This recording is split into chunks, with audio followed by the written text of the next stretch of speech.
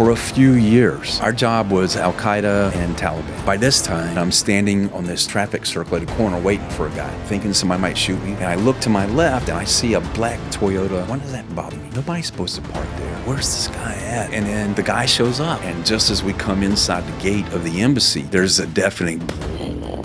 Those guys were two bombers. Obviously, the goal is to kill Americans. Now I know that I need to fight an unconventional war. On this op, we're gonna go to get a top 10 on the list. And we were on the border of Benghazi. This Taliban guy was gonna cross the border and we were to meet him. 45 minutes go by, this number 10 guy isn't here. So I'm like, get the Americans out of here now. But suddenly I look behind us and I see a plume of dust and it's some car and it's really going fast. Okay, boys, it's on. Hey guys, if you're not subscribed, please smash that subscribe button and hit that like button on the video. And if you don't have time to watch this episode right now, no problem, but I'd really appreciate it if you would save it to your watch later playlist. Finally, if you'd like to follow me on Instagram and X, those links are in my description below. Thank you.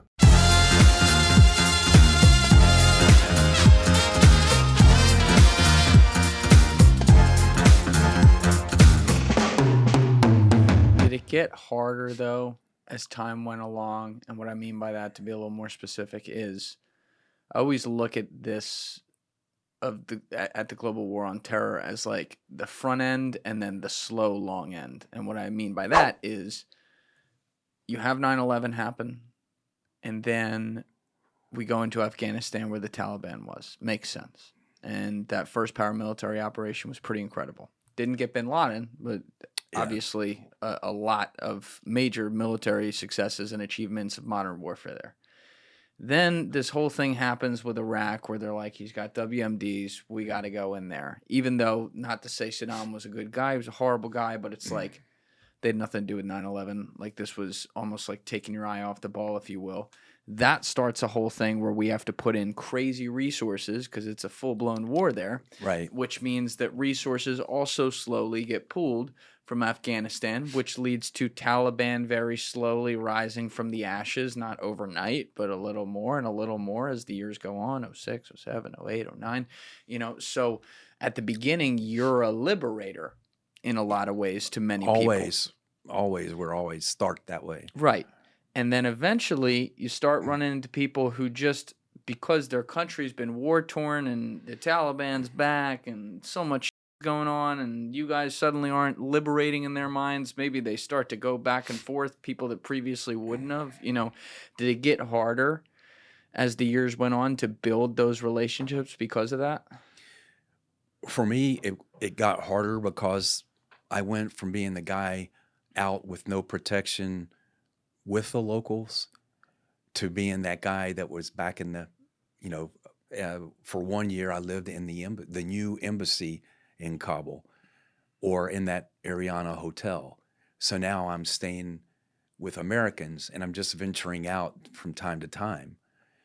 So if you're not living with people and sharing the hardships, I think it's hard to get that, the buy-in from them. And then it turns in, so America just turned into, we've got the cash, people want the cash, and they're going to do what they need to do to get the cash. And a lot of, I felt bad because we first went in, most Afghans told me they wished that we didn't so quickly turn it over and try to build a democracy there. Yeah. They said, we want you to run this for a few years to get it through all these knuckleheads, corrupt people's heads that this is how things are supposed to work. Then let us take control. They didn't want us quickly turning it over to other Afghans. Well, we also, some of this is a little bit of a generalization, but the idea I think rings true on what I'm about to say. Handing it over to the people we did, like a Karzai, you were essentially handing the country over to the biggest drug kingpin in the world. His family, yeah. I mean, they were exporting 93% of the world's poppy. So I think people sitting at home now playing Monday morning quarterback, it's like, did we know that? We had to know that. So why is that type of decision made? I understand you want to put the country in better hands than the Taliban systematically. Forget the people for a second. But then if the U.S. government's in control here of selecting the people, why are we selecting people like that who might be worse? Because the U.S.,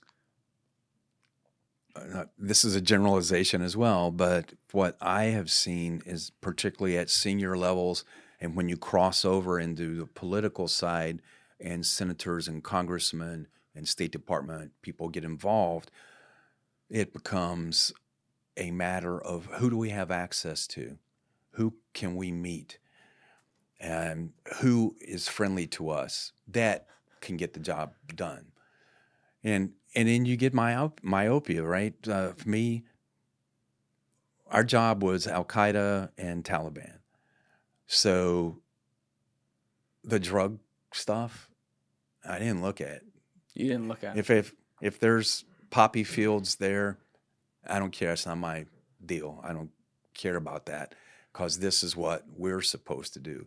You Other never people stopped at and some asked time. that question though yourself, just Oh, yeah. just as like a thinking guy, like okay, that's not your purview, and I see exactly what you mean, but like you pass a field that maybe has a few soldiers from our side protecting it, and a bunch of people from Afghanistan, harvesting a product that kills people around the world. There's got to be a point there where you're like, what the. Well, it's like I told the ambassador in Yemen one time. We were having a gentle disagreement, and she, Is this Bodine? yeah, Okay. yeah, and she was fussing at me because I had taken some shortcuts to make some things happen, and they couldn't really nail me outright, but I was just overwhelmed with everything, so I took a few shortcuts, and so I just said, hey, look, I've got this happening and this happening, so I can't worry about these little things like that because I got elephants charging at me, so I can't take the time to deal with that little mutt over there that's jumping up trying to nip me in the calf or butt.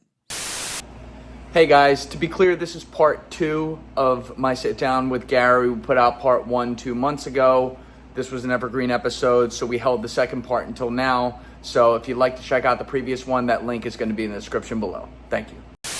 And then she looked at me and said, well, one day, Mr. Harrington, one of those things going to nip up is going to jump up. I said, bite me in the heels. She said, one of those days, one of those things is going to jump up and bite you in the ass. Yeah. And but it was that way with the opium for me, that Al Qaeda, stopping attacks, hunting for Bin Laden, all those things were what we were forced to do. The opium was a bad thing, and you that at some point that needed to be dealt with, but it was also so pervasive. There's no way you were going to do anything unless you had a stable country under control that you could affect that. And then to me, I knew we were never going to get to that point. Right? When we were in Tora Bora and those early days of 2001, when we were just victory after victory, just rolling over the Taliban, Al Qaeda on the run, everybody was so happy. I remember standing in Tora Bora on top of a mountain, and everybody just, we're really kicking ass in what we're doing. And I looked at the guys around me. I said, hey, you realize that 10 years or more from now, we're still going to be here. You knew that then. I knew it then. And I said, right now, it's like king of the hill. Taliban is king. We come in with all the planes, all the money, all the weapons, and it's easy to knock the king off the hill. But now they're going to have time to regroup, rebuild, refigure things out, and we're going to be the king of the hill. Mm-hmm. And now we're going to be the ones that's easy to topple. And, it's always easy to pull somebody off the top of that hill lot harder to hold that hill. Yeah, I didn't know it'd turn into 20 years, right? But Still, though, you saw a long-term yeah, that problem. it's just, it's just a thing. But we had I once got in an argument with a Taliban commander. He and I had You get in a been lot of arguments. with bad guys mostly. Yeah, you're such an agreeable Well, guy. I It's know, like, I you know. am, I am. I think that maybe you should tell it if somebody's arguing with me, they're probably on the wrong side of stuff. Yeah. And but anyway, we had both been in Anaconda on opposite sides, and I was trying to get him to do some stuff for me, and then he started yelling at me one time. He's like, we worked together, the U.S. and the Mujahideen, and we beat the Soviets, and we were together. Then you guys left us, you abandoned us, and now you hold us responsible for what Al Qaeda did. And he goes, if you had stayed with us, we would have, things would have been different. I go, hey, look, that's the thing about U.S. policy. We go 4 to 8 years in one direction, and then we go in a different direction. I go, I'm not making excuses for my country. That's the way we are. It is a strength, and it is a weakness. We wanted to go after the Soviets, and we were able to work together on that. After that, the U.S. people had no interest in what was going on here in Afghanistan. So the U.S. went away. Then you guys hosted Al Qaeda that did what they did to us. So now we're here. That's just the way it is, right? And it's in a way, it's a shame when you go country to country and you're the U.S. guy. And how many countries have I been to where it's like we have a mixed reputation there? We've been in that country before. We've done good. We've done bad. And why should I trust you now coming in my country? Why am I going to work with you? And, I try to be honest with people that the U.S. is a fickle country because we're not like a dictatorial regime that can have a 25-year plan, a 50-year plan. I said, hell, we can't even have a 10-year plan.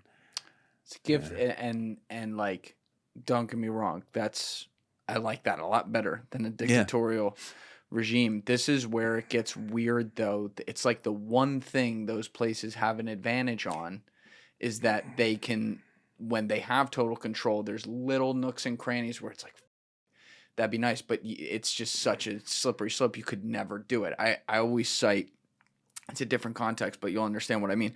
I always cite, for example, like the CCP. They have total iron fist control over their people. Anyone who says something wrong disappears. Doesn't matter if you're a billionaire or a poor person. It's horrible. But like, they can make sure that our kids here, using democracy where people are free to make a choice, they can make sure that our kids are sitting up watching titty videos all night. Yeah. But over there, they turn off TikTok at 9 p.m. Yeah. And before that, it's only science and math videos. So their kids are all smart. Right. And it's like, when you have an open system like democracy, which is the best system, totally agree. Unfortunately, what we have to be conscious of as a society is that from a government geopolitical level to decisions that are made outside the borders, all the way to things that culturally happen inside our borders, there are ways that other places who don't care and don't have a stake in that system being successful can use it to take advantage of it. And, it sounds like that's exactly what you're saying. Yeah, I agree with you because, and it is, I think that the U.S., there are things we cede, advantages those other type of regimes have over us. But it is precisely that change, that refocus, that independence, I think that makes us more adaptable, more resilient. I think the three of us, for example, if we were going to be on a mission together, team up to go do some op, if all three of us were identical Garys, we would not have the best chance of succeeding. But the three of us with our three diverse backgrounds and different experiences and different personalities coming together now, and especially if you're talking about the a lot of things I did where you're dropped into chaos and you're told to figure it out and make a way. We together, because of that difference and all, then we could be successful. If you take a bunch of guys that are, you know, all one way, Yes. that's it ain't gonna You work. got to have the yin and the yang and the Yeah, wang and the yeah. right. And gotcha. they're not flexible. They can't adapt. Getting these edits in to keep up with 2 podcasts a week is still running right up against the last 24 hours every single time. So when I need to run to the office the day before an episode comes out and I haven't had a chance to have my full lunch, a Huel Black Edition is going to keep me going. It keeps me satisfied and has me on my game. So shout out to our friends at Huel, who are today's sponsor. Huel is spelled Huel, and their Black Edition is a complete meal, so you feel full, focused, and ready for your day. Huel requires just a little prep, and you can grab and go. They've already sold over 500 million meals around the world, and now it's your turn to try it. New customers are going to get 15% off today at Huel.com when you use my code Julian, Julian. Link is in description below. Huel is a perfectly balanced meal designed by experts to provide all the nutrients your body needs from a meal. They take the guesswork and time out of healthy eating. And it also tastes really good. It's literally like a milkshake, and it comes in delicious chocolate or vanilla. Bonus is it's also low sugar. Lastly, and arguably most importantly, Huel is incredibly affordable. With high protein meals at less than $3, it's a budget-friendly option that you should be excited about. So start saving time and money without compromising your nutrition today with this exclusive offer for new customers of 15% off using my exclusive code Julian at Huel.com, Huel.com. Once again, that's 15% off for new customers using my exclusive code Julian at Huel.com, link in description below. Please see our description for the terms and conditions. Skip the stress, not the nutrition. Try Huel today for complete nutrition. I don't know if we ever answered the questions about Khost. Where We were didn't. You heading took with the words that. out of my mouth. I was going to see if you were okay coming back to that. Yeah, we can talk about Okay, Khost. so you, as you've already laid out, you're there initially building it, you know, certain things are building up over time. And then I guess, like, fast forward, you've been in Afghanistan, obviously, most of this time, but we get to 09 before what happens. There's some people have seen Zero Dark 30, but Joby Warwick's also been on the podcast a bunch. Like, he wrote a book about this and everything, but there was a spy in Jordan, El Beloui, who they believed, I guess Matthews at CIA believed was going to be coming and working for CIA, but he turned out to be a double agent. And at least the story, the part that we know, is that he ended up blowing up the base. So where were you in all this? So isn't it odd that earlier we've talked about times where I brought in bad guys and worried about that same thing, right? Yeah. And here we have the case where that is what happened. So by this time, you know, I did my thing in the Army in Afghanistan on agency teams 2001 and 2. When I left Afghanistan as the longest term person in Afghanistan up to that time, I was brought back to the States. And then by that time, the agency had asked for me by name to be assigned to them to do prep for the Iraq War. So, you know, people knew that we were ultimately going to be at war with Iraq. We're talking. What did you think of that? 2002. Come on. What? There's another war? I've just been in this one for 5 months. I've been seeing action for 5 months. Now you need me to go in the Middle East and go do more. Sure. Sign me up. I'm in. And so let me pause just for a second to think through the classification of some of this. So the agency had, knew it had to prepare in case there was a war with Iraq.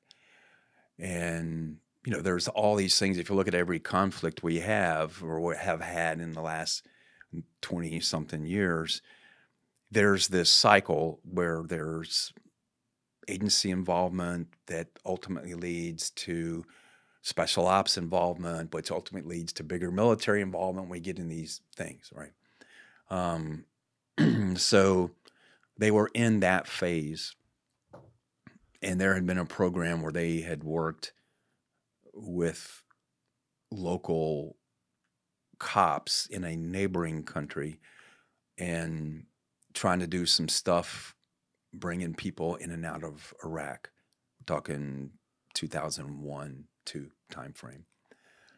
When they were like, these were untrained cops. Yeah. They were like carrying 38 revolvers in their dish dasher, and they got set up, and a couple of them got smoked. Ugh. So then they said, okay, we need somebody that understands tactics, come out here and run this part. So by that time, and then there had been another project I had done in that country for the Army where the agency got to know me. And so ultimately I was asked for by name to come out and run this or handle the tactical portion of this, getting people in and out of Iraq.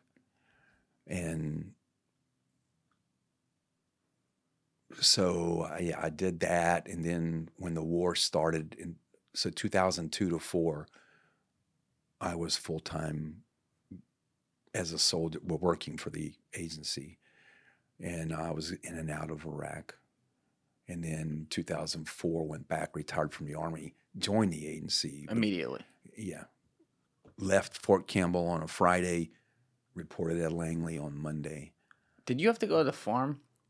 When the agency was telling me I could join the agency, I had had other training in my military career that introduced me to agent handling stuff and some of that stuff. So when I was doing this loan to the agency, they said, have you had any of this? I said, yeah, I did my thing. We do it a little bit different, but I did that. And yeah, we'll see how you can do. Let's go to this diplomatic function with me, and let's see how that works. So I went to a diplomatic function, and they said, okay. And they started letting me do some, lower level, some of their case work. I ultimately did recruit somebody during that time and ran somebody. But it's funny because I thought, okay, I'm going to go now. I'm going to retire from the Army. I'm going to join the agency. Case officer, here we go. Hit the ground running. And then I got to the HR department. I go, well, here's the grade they said I would start with. And the lady goes, no. No, not that. No.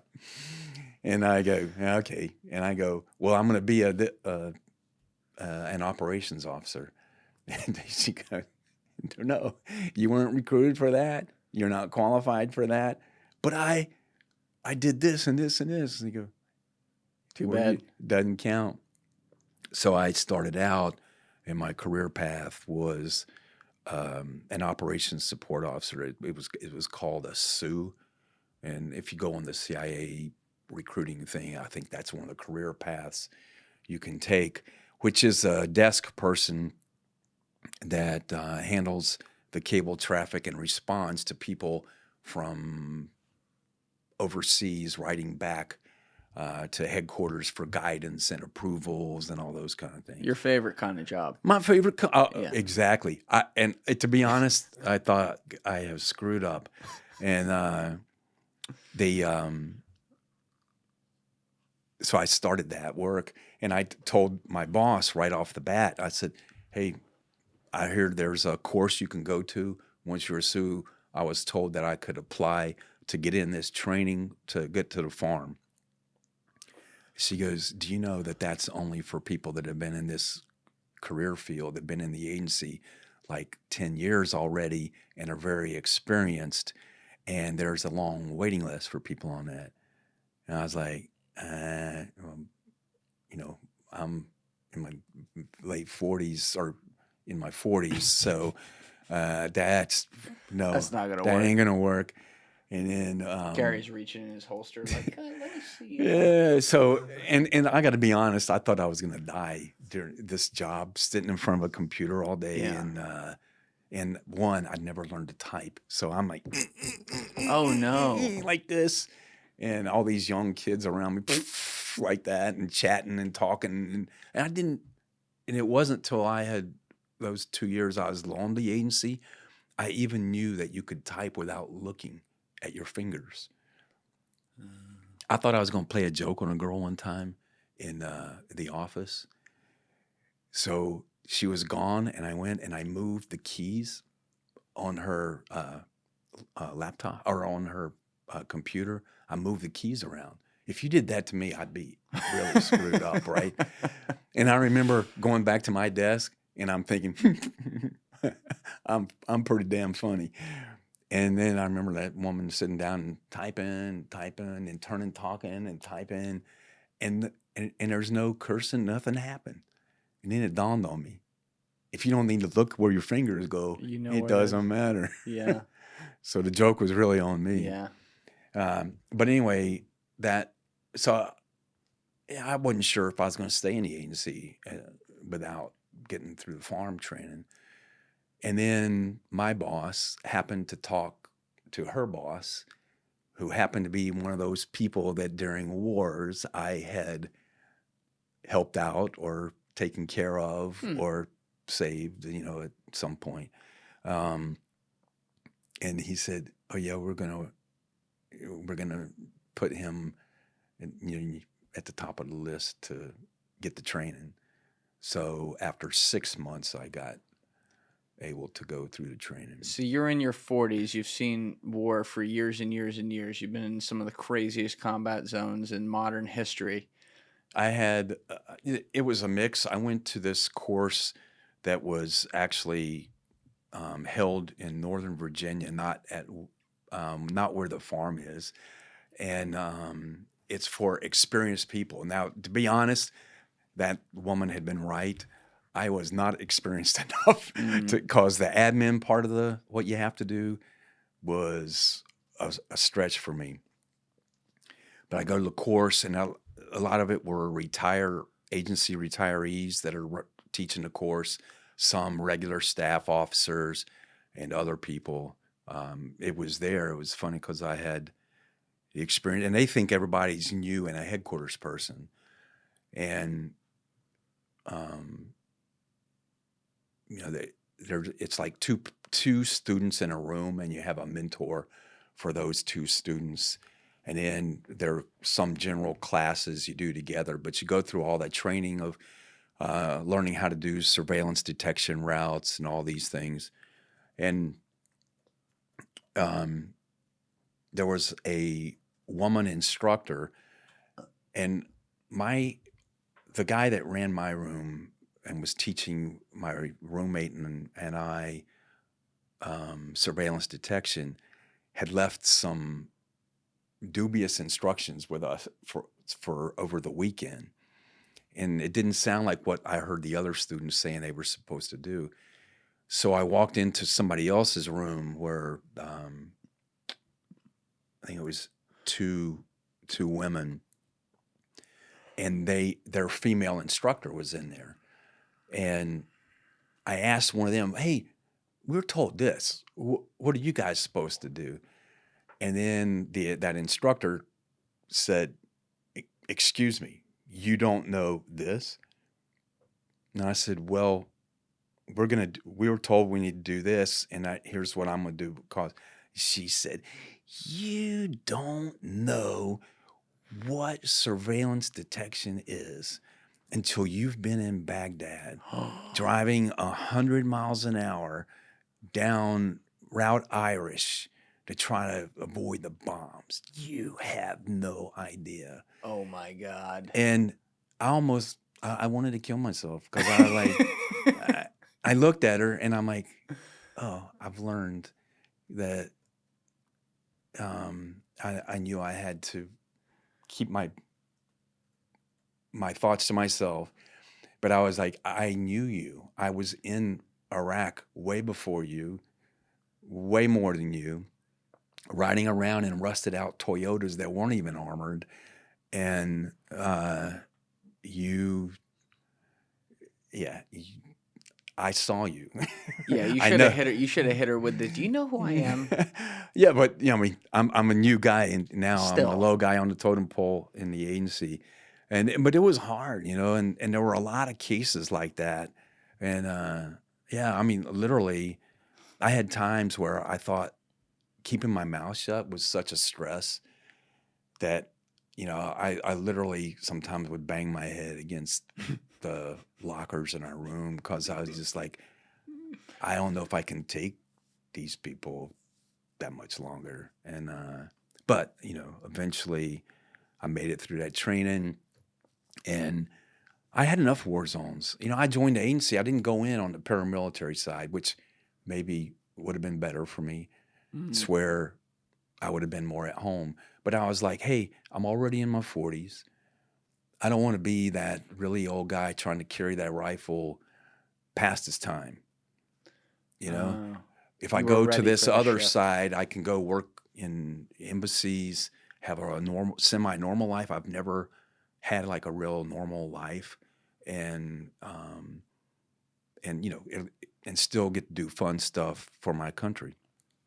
And so I went to that side of the house, and that's a whole different side of the house. You've had other guests from that side.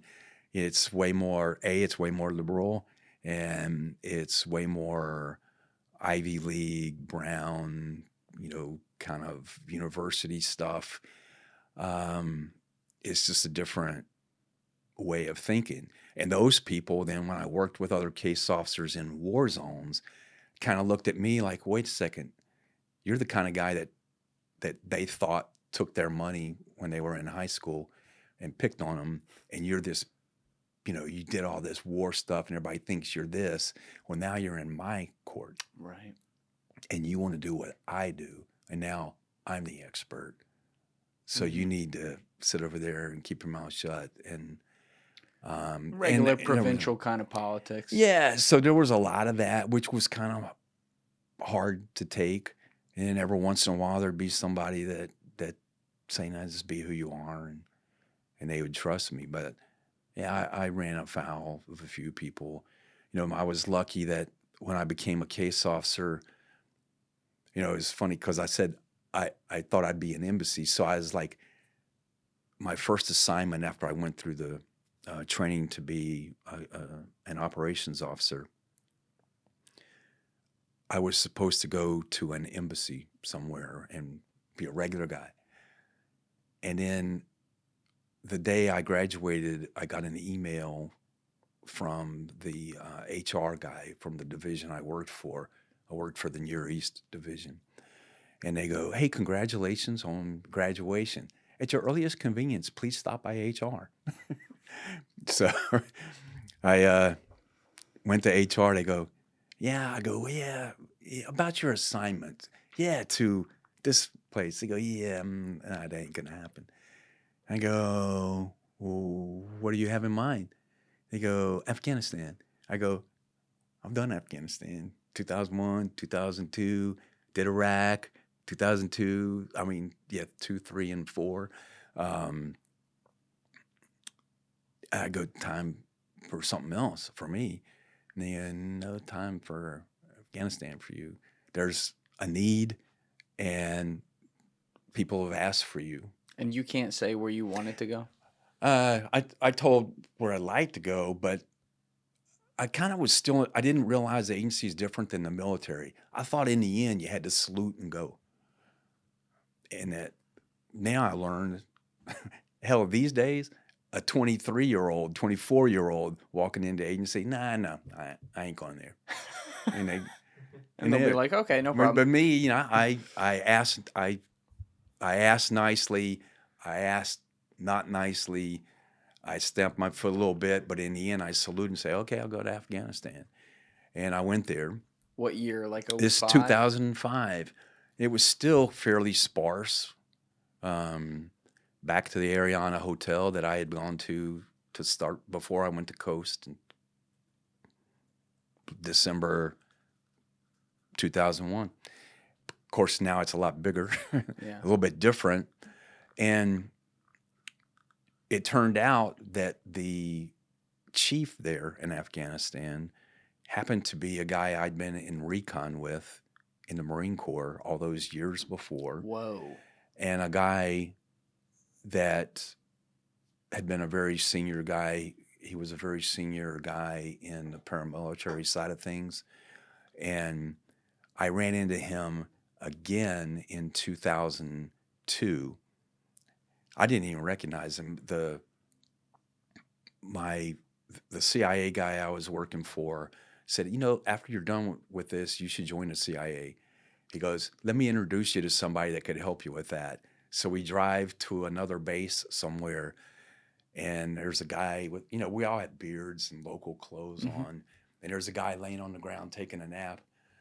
And we walk over, and he goes, hey, do this guy's name. And he wakes up and stands up. He goes, got this guy here I want you to meet, Gary Harrington. Gary, he goes, Gary, I want you to meet, and he said this guy's name, and the guy goes, hey, this is Gary. He goes, yeah, Gary Harrington, 2nd Recon Battalion, 1983. And I was like, and I didn't recognize him, so I thought, wow, you guys, CIA guys how do you know all this stuff? All right. And then he goes, I guess you don't recognize me. And of course, when I'd seen him before, he was like me, a scrawny guy. He had, I thought, reddish hair and freckles, and now here we were quite different looking. So I ran into him, and then he and I did some Iraq stuff together. Some Iraq stuff. Yeah, in 2002, 3, 4. Right. And then he was the chief in Afghanistan. Wait. You were doing Iraq stuff in 2002? Yeah. I told you that they borrowed me to prepare for the war. Uh-huh.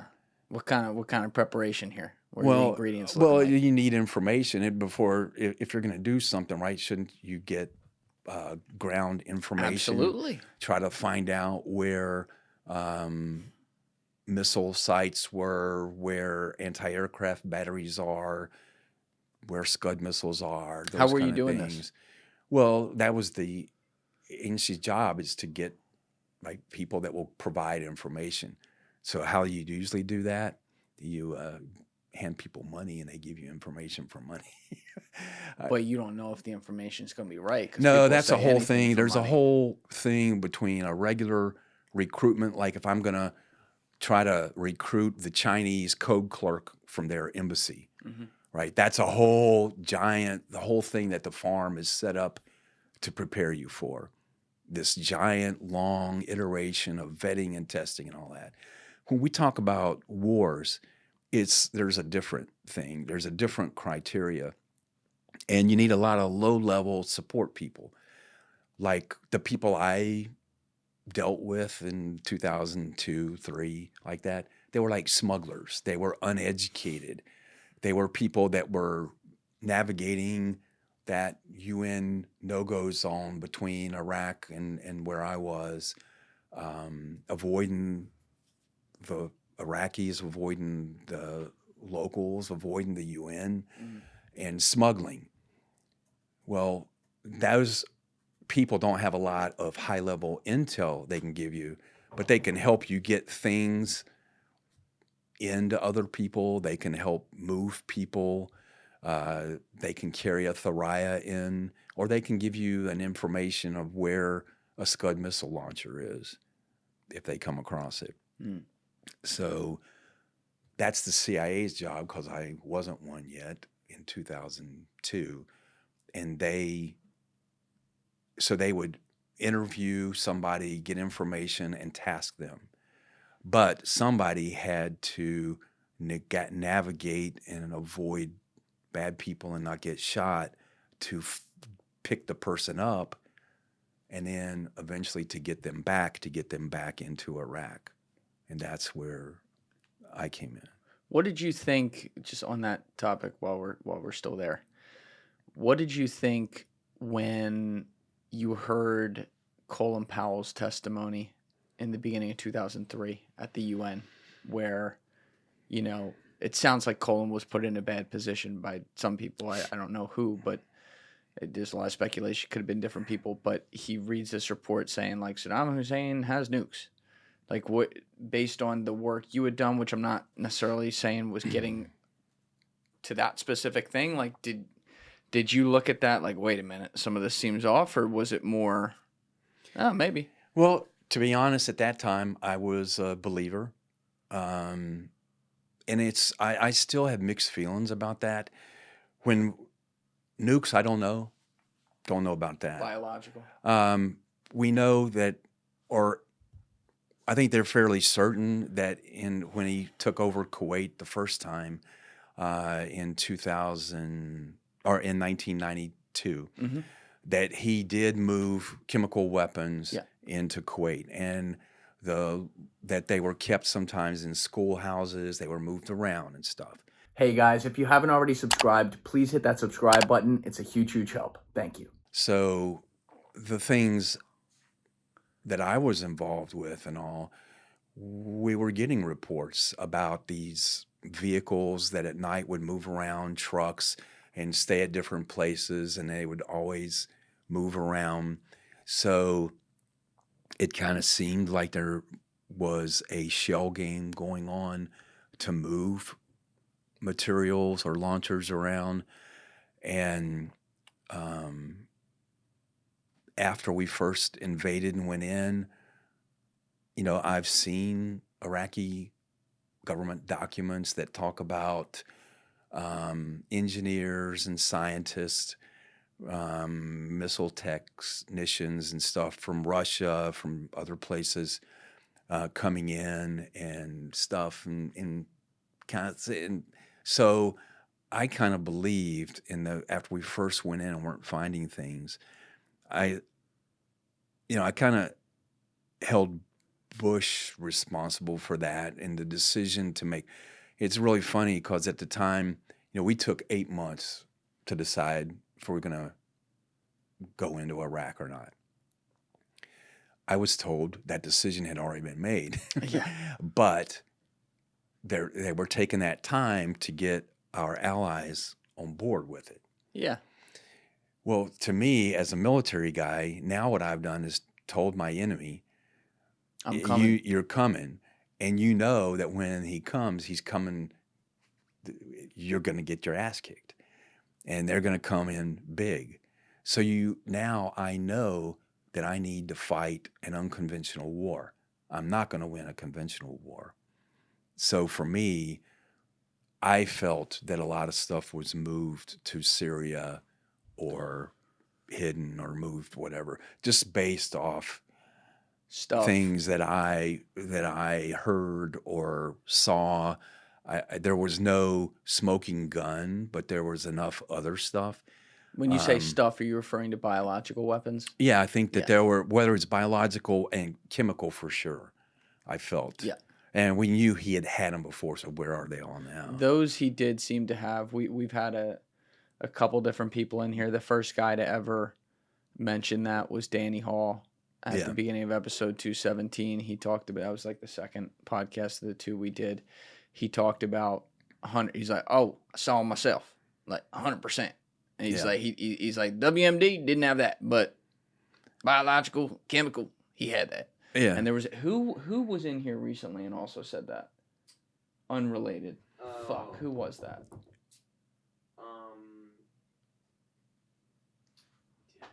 But yeah, but yeah. Was it Johnny? Was it Johnny motherfucking Glenn? I think it was him. Yeah. I think Johnny Glenn also said that. Yeah. Yeah, but yeah, I mean, I certainly believe that biological and chem he had. Nuclear, yeah, I was never sure. He had aspirations, right? But I'm not sure. Right. And to me, that didn't really matter. Right? Yeah. But it's just interesting that, and we have testimony of this that'll confirm this. It's interesting that, like, on the night of 9/11, you had the White House saying, "Yeah, when we invade Iraq," and people are like, "Iraq."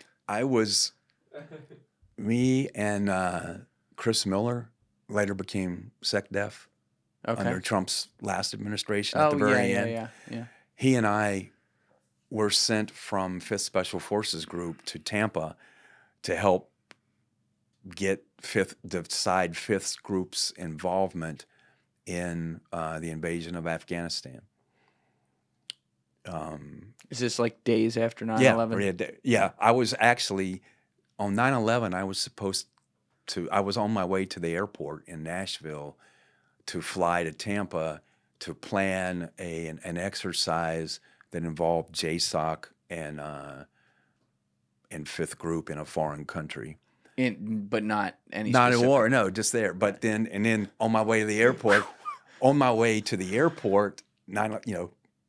World Trade Center gets hit. So What'd you think when that happened? yeah, I lived on a farm outside Fort Campbell. I'm heading to the airport. For once in my life, I'm a little early. And I'm listening to the radio, and I start hearing this thing about a plane had just hit the North Tower. I'm like, that's odd, because you got a co-pilot and a flight engineer. How could that kind of accident happen? And at this time, not many people, because of my time in Delta, I knew who Al-Qaeda was. I knew about terrorism. I knew about other attacks that had been made against the West. But it wasn't the way people thought back then. So when I heard that, I was like, I just kept trying to play it through my mind, and I was like, it's not making sense. I got like 15 minutes to spare. So there was a tiny cafe there on the road, and I pulled into that cafe, asked them to turn on their TV, and there's a little like 13-inch black and white TV. Black and white? Yeah. In 01?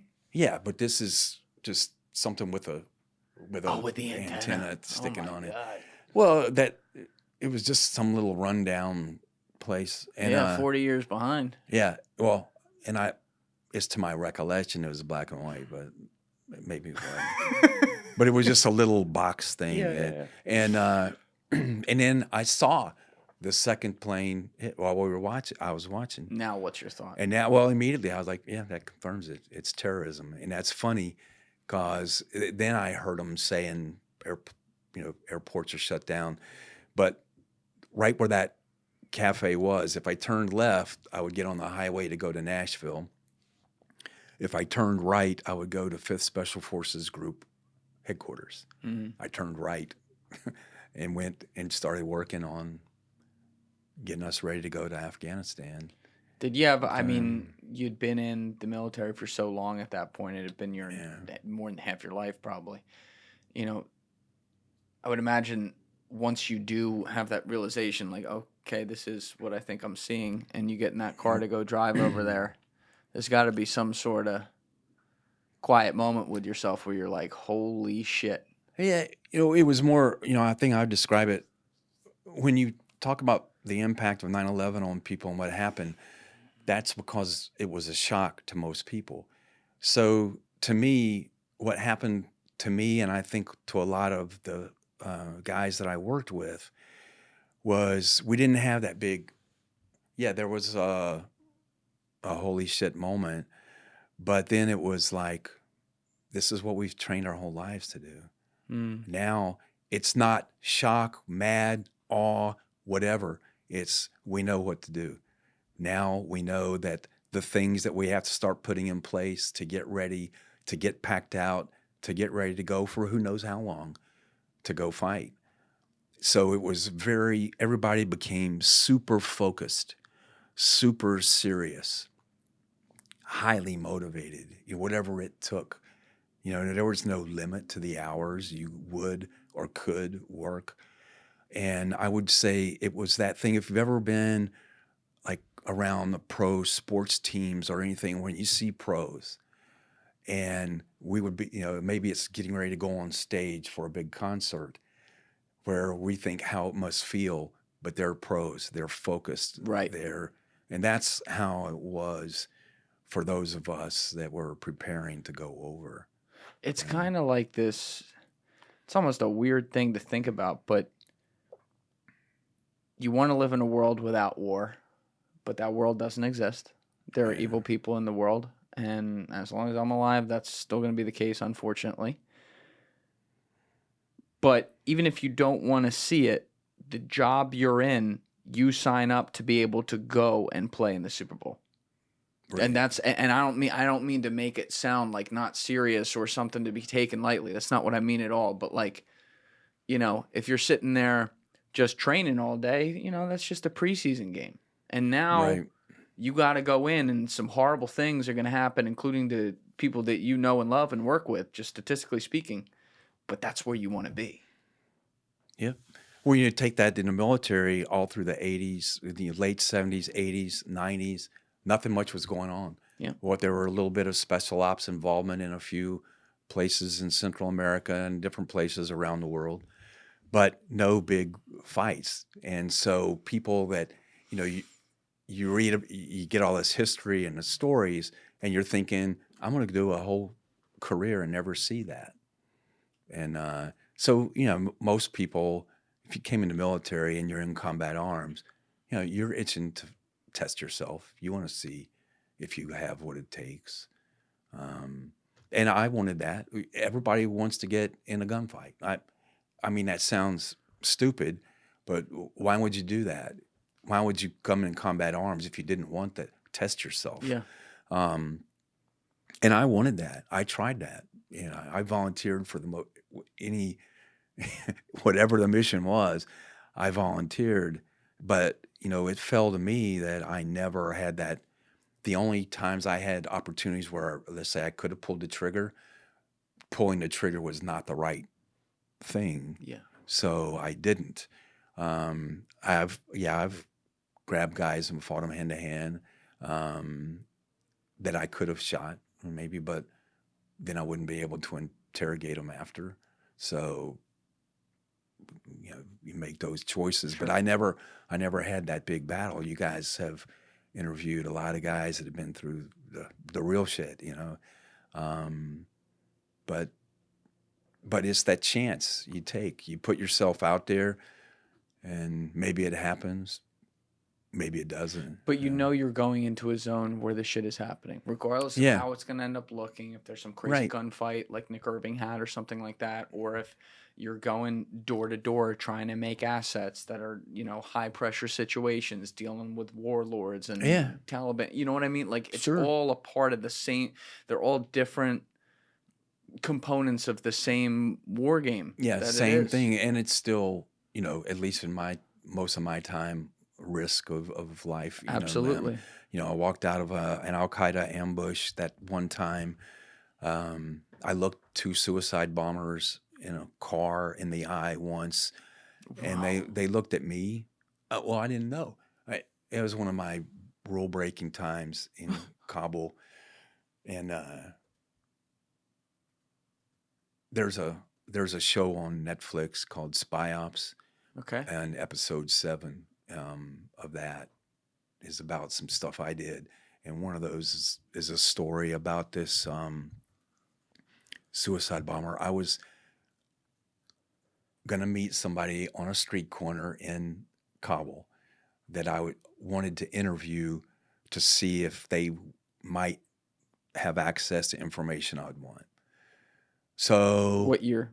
This is 2006 or 7. Okay, so you're CIA case officer. CIA case officer.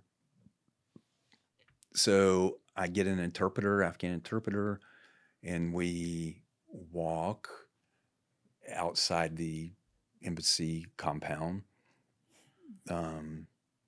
which I guess technically, we weren't supposed to be out without an armored car. And I'm standing on this traffic circle at a corner waiting for a guy. So of course I'm on my alert. I'm busy. I'm scanning. I'm looking. I'm thinking somebody might try to run up and shoot me because clearly I'm white, Caucasian, and I'm watching.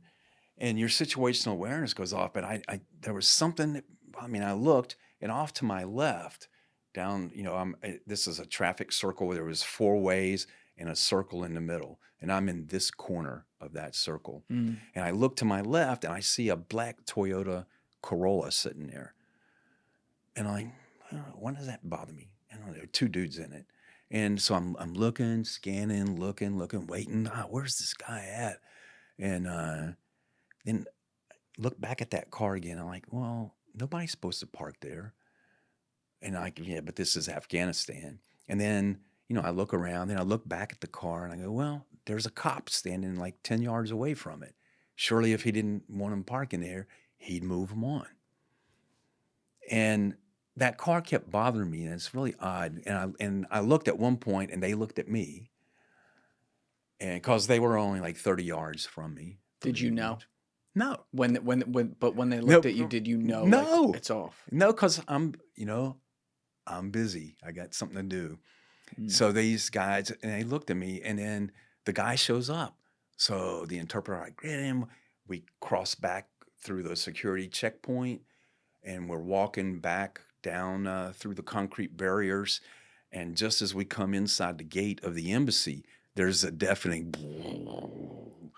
noise, ground shakes, the alarms go off. They lock everybody down. You're supposed to get on the floor and hide. So, we're hiding. I got this Afghan now.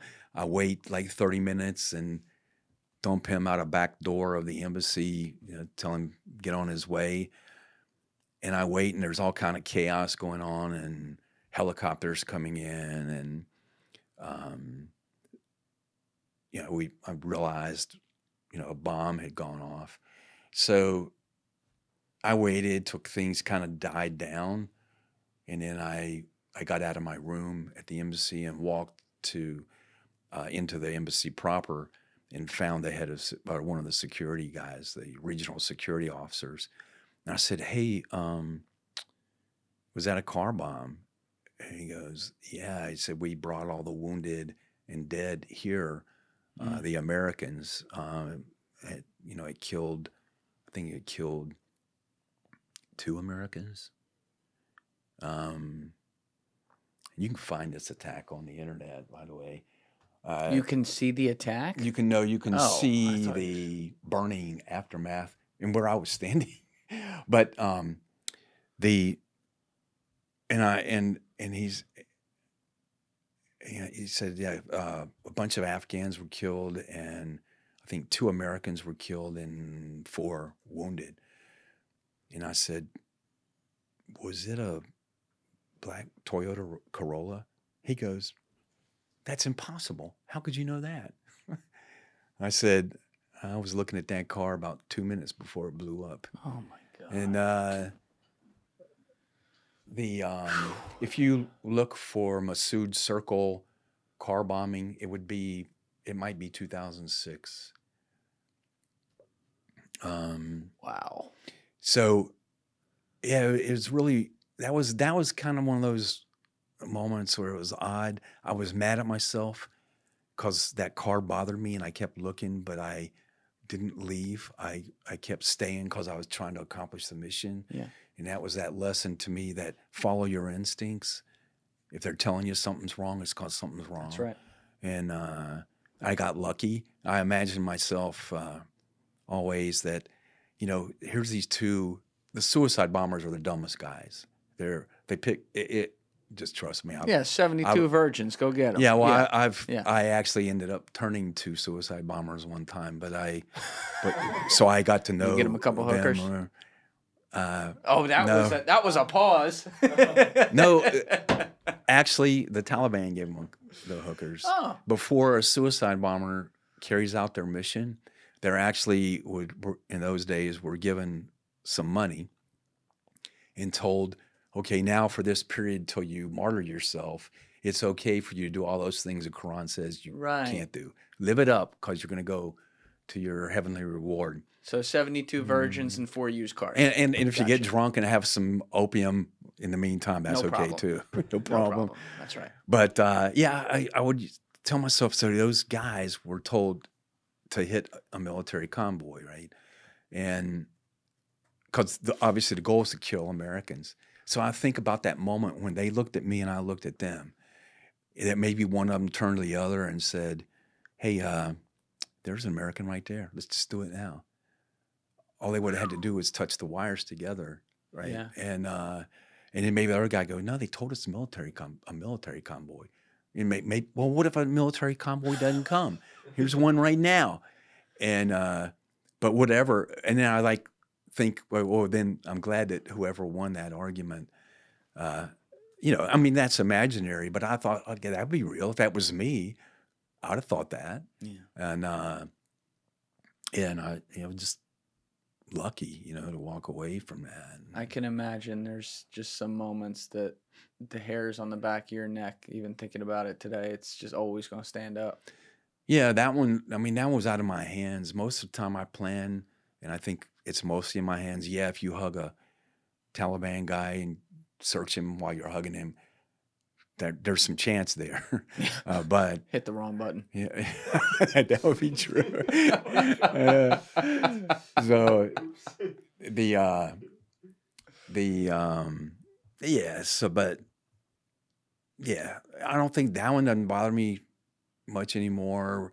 I think the things that bother me more are like thinking about the USS Cole, thinking about Benghazi, thinking about the Khost bombing, where like the Khost bombing, have you if you talk to FBI guys or a lot of cops, have you ever heard the term lust for the bust? I don't think so. So that's like, I mean, I know what it means, but yeah, you can see what it means, term, right? Yeah. It's when you want to make that bust so much that you start cutting corners. Right. So obviously with Balawi, there were exceptions made and corners cut. Right? By FBI. By CIA, because what it looked like he could give us, like, number 2 or 3, maybe. Oh, wait, I'm sorry. I misunderstood you. You're saying there were corners cut before it happened. You're Before not it talking about the happened. investigation after. No. Got it. Okay. No. That's why I said FBI. I was like, okay. So no, in the run up to that, right? Everybody just got so hungry for that chance to try to get some higher ups that they, cut corners and some decisions were made that I think, of course, in the hindsight, people say they wouldn't have made or shouldn't have been made. Not searching him before he came in, and a couple other things on, maybe on vetting him, but I have to say Al Qaeda played the agency perfectly on that. They released some videos that showed him sitting with, very senior Al Qaeda people, and so that if you go through the way that the agency would vet somebody, what is their access? Well, I think I could meet with number 3. Well, if he comes out on video sitting with number 3, now you've verified that. That's right. So that gives him credibility. And so that, that happened. And,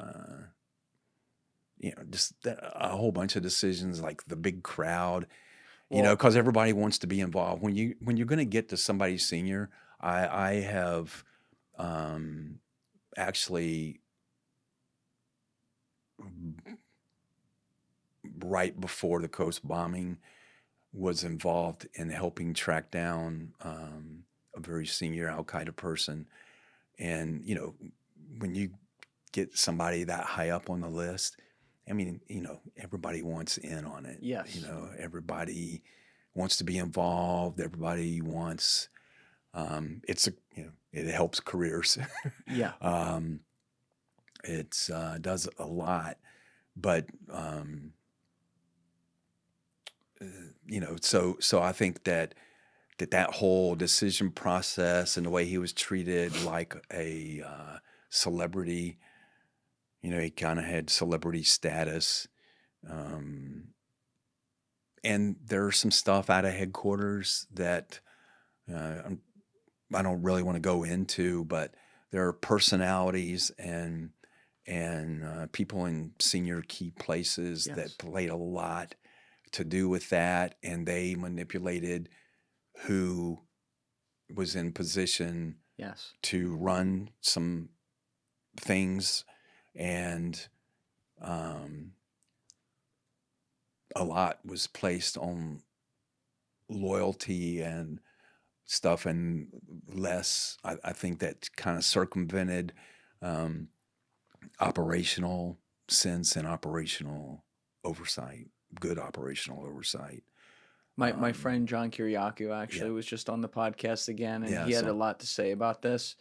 That was, so we did 2 with him again, Alessi. So I guess this would have been the second one, right? 279. I think we got into it, but he was on Alex Station with Jennifer Matthews before, and so what he said is that yes, technically she fucked up, but she was put in a horrible position. She should not have been in the position to handle that takedown.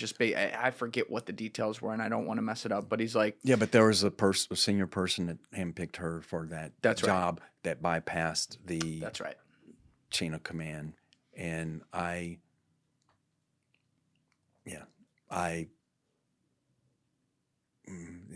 had some. Well, we've already established that I sometimes have problems with people, and if the more senior they are, the more I seem to enjoy having problems with them, and so that I'd had an issue with that problem. Then everybody was, but I'm kind of like, yeah, I'm pretty far down on the totem pole. What can you do? Just fire me. So, that's one thing. So I made sure that I'm really surprised that didn't end my career, but I made sure that what I thought was captured officially in writing and hit send. I did the thing that, like there's a whole thing before an official cable can be sent, there's a whole release protocol that has to be followed.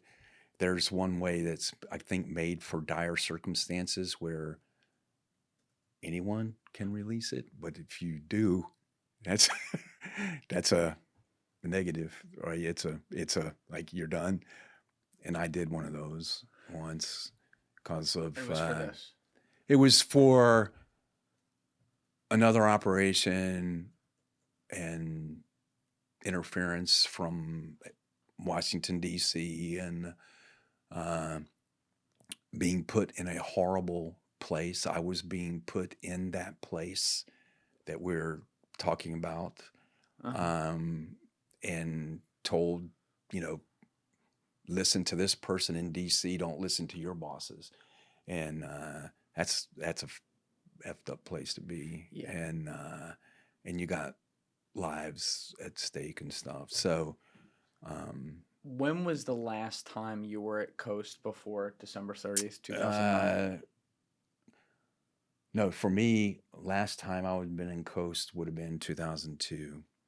Oh, so you're there at the beginning. You never go there again. I never go there again. I was in 2005, 6, 7, and 8. I operated out of Kabul. Now, it's true, I did the border op I talked about, 29 Taliban. I did that at a Jalalabad base. Later, I tried to do another op at a Jalalabad base to get a top 10. I thought that I had an agreement to get number 10 on the list to come over to my side. And myself and some paramilitary guys did a pretty chancy op to try to get this guy, and he did not. Are you allowed to talk about that op? Yeah, we can talk about it. Okay. Hold on one sec. I just have to go to the bathroom. All right, we're back. So you were just about to explain the mission where you almost were able to turn the 10th ranked Al Qaeda guy. Is that right? Well, no 10th. This guy was Taliban, Taliban. but at the time, back in we're probably talking 2007. This guy was number 10 on the list, and those Taliban that we talked about earlier, the 20 something that I was able to deal with. In the end, I only wound up working with like 5 or 6 of them. The rest of them I sent back to Pakistan, and yeah. But with those 5 or 6, I ultimately got 2 suicide bombers. What were we talking about again? You have to remind me.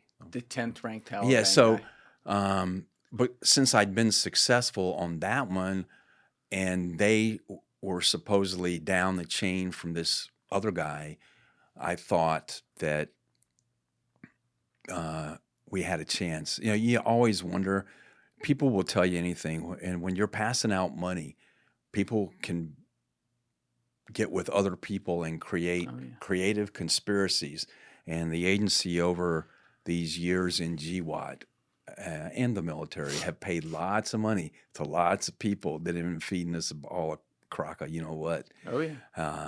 And you take that chance when it's a war zone and low level people like this. Yeah, the level of vetting and stuff is just a lot lower than it is for, like, again, trying to recruit a code clerk. But anyway, so on this op, we're going to go, and we were on the border of Nangarhar. There was a real remote pass in a super dangerous area where no U.S. had been. Which province is just north of Nangarhar province? I can't remember that now, but it was right at that border, and this place was super remote, and this Taliban guy allegedly was going to cross the border at that place, and we were to meet him. Mm. So now this place is way different. That Torkham Gate was by a major highway. You know, it was right at a major highway. So getting there is way different. And if you get in trouble, you have a lot more options somewhere like that. And now what we're talking about is many miles down intermittent roads, wadis, no paved roads. It was on the border of Pakistan, way up in the mountains, and so it'd be a lot more hairy. When you do an agency op, you don't have all the support, all the overhead coverage and ISR support by drones flying infrared, giving you eyes of the battlefield. You're kind of on your own. Yeah. Wing it. And so to plan this op, I was using the same Afghan military officer that I'd used before, and one of the Taliban guys that we'd brought across from a refugee camp. And then there were about 5 paramilitary branch guys and myself. And we were going to go to this place to try to meet this guy. So how are you going to get in there? Because when you're moving in a place like that, I always have a rule that you only have a short time you can stick, that no matter what Americans think, you can't sneak in anywhere. It's too remote. They're going to know you're there. The locals will. So I always think that every time I go in somewhere bad, I've lit the fuse on dynamite. Mm. The only thing is, I don't know how long that fuse is. So you always got to figure when you go in somewhere, I have this long, and then people are going to be aware that I'm here. And then it's going to take this long for the bad guys to find out, and this long for them to either attack me or put in an IED for my on my route out or something to be able to attack us. So how can you minimize that? The plan that the paramilitary guys came up with and I were that we would go in, we call them thin skin vehicles. And for listeners, thin skin vehicle in, war zones or agency talk are non-armored vehicles. And the rules say you have to be an armored vehicle in a war zone. That's written, really hard rule.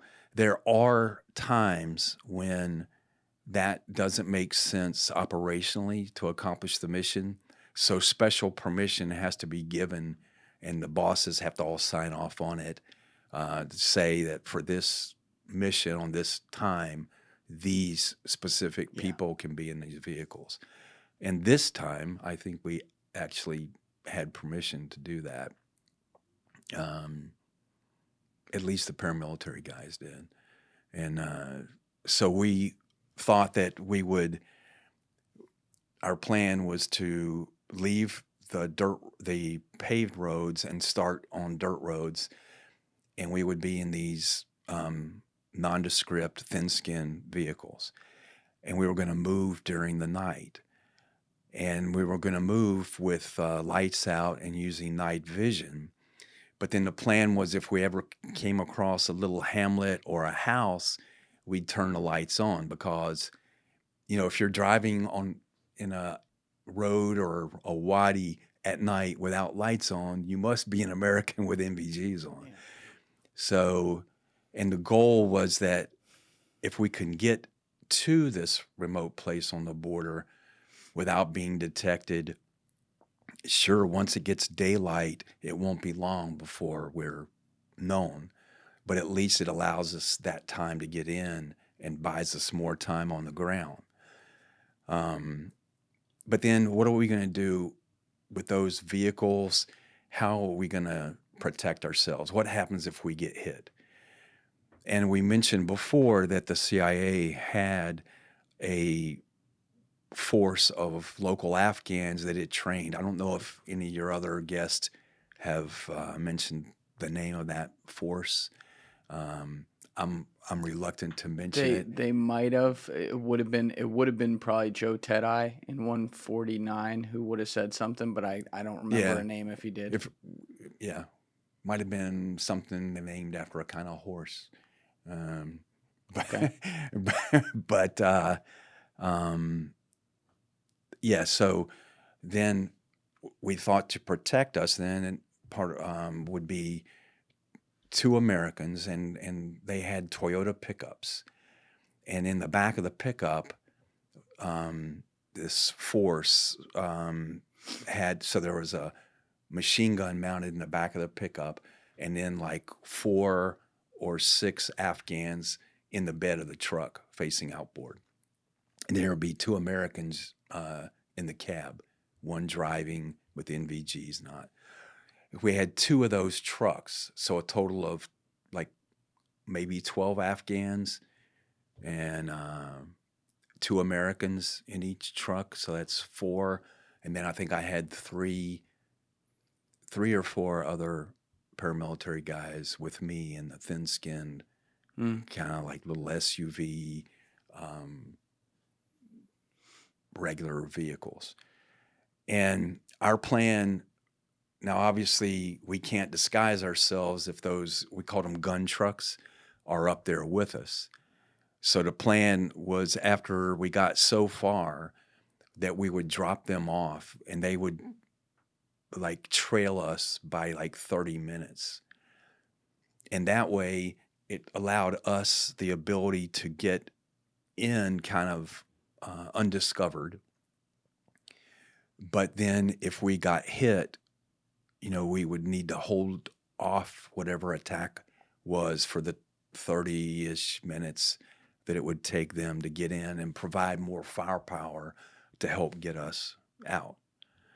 So the advance part would have been 2 thin-skinned vehicles, and then I had the Afghan officer and his driver were in a little their own pickup truck, little pickup truck.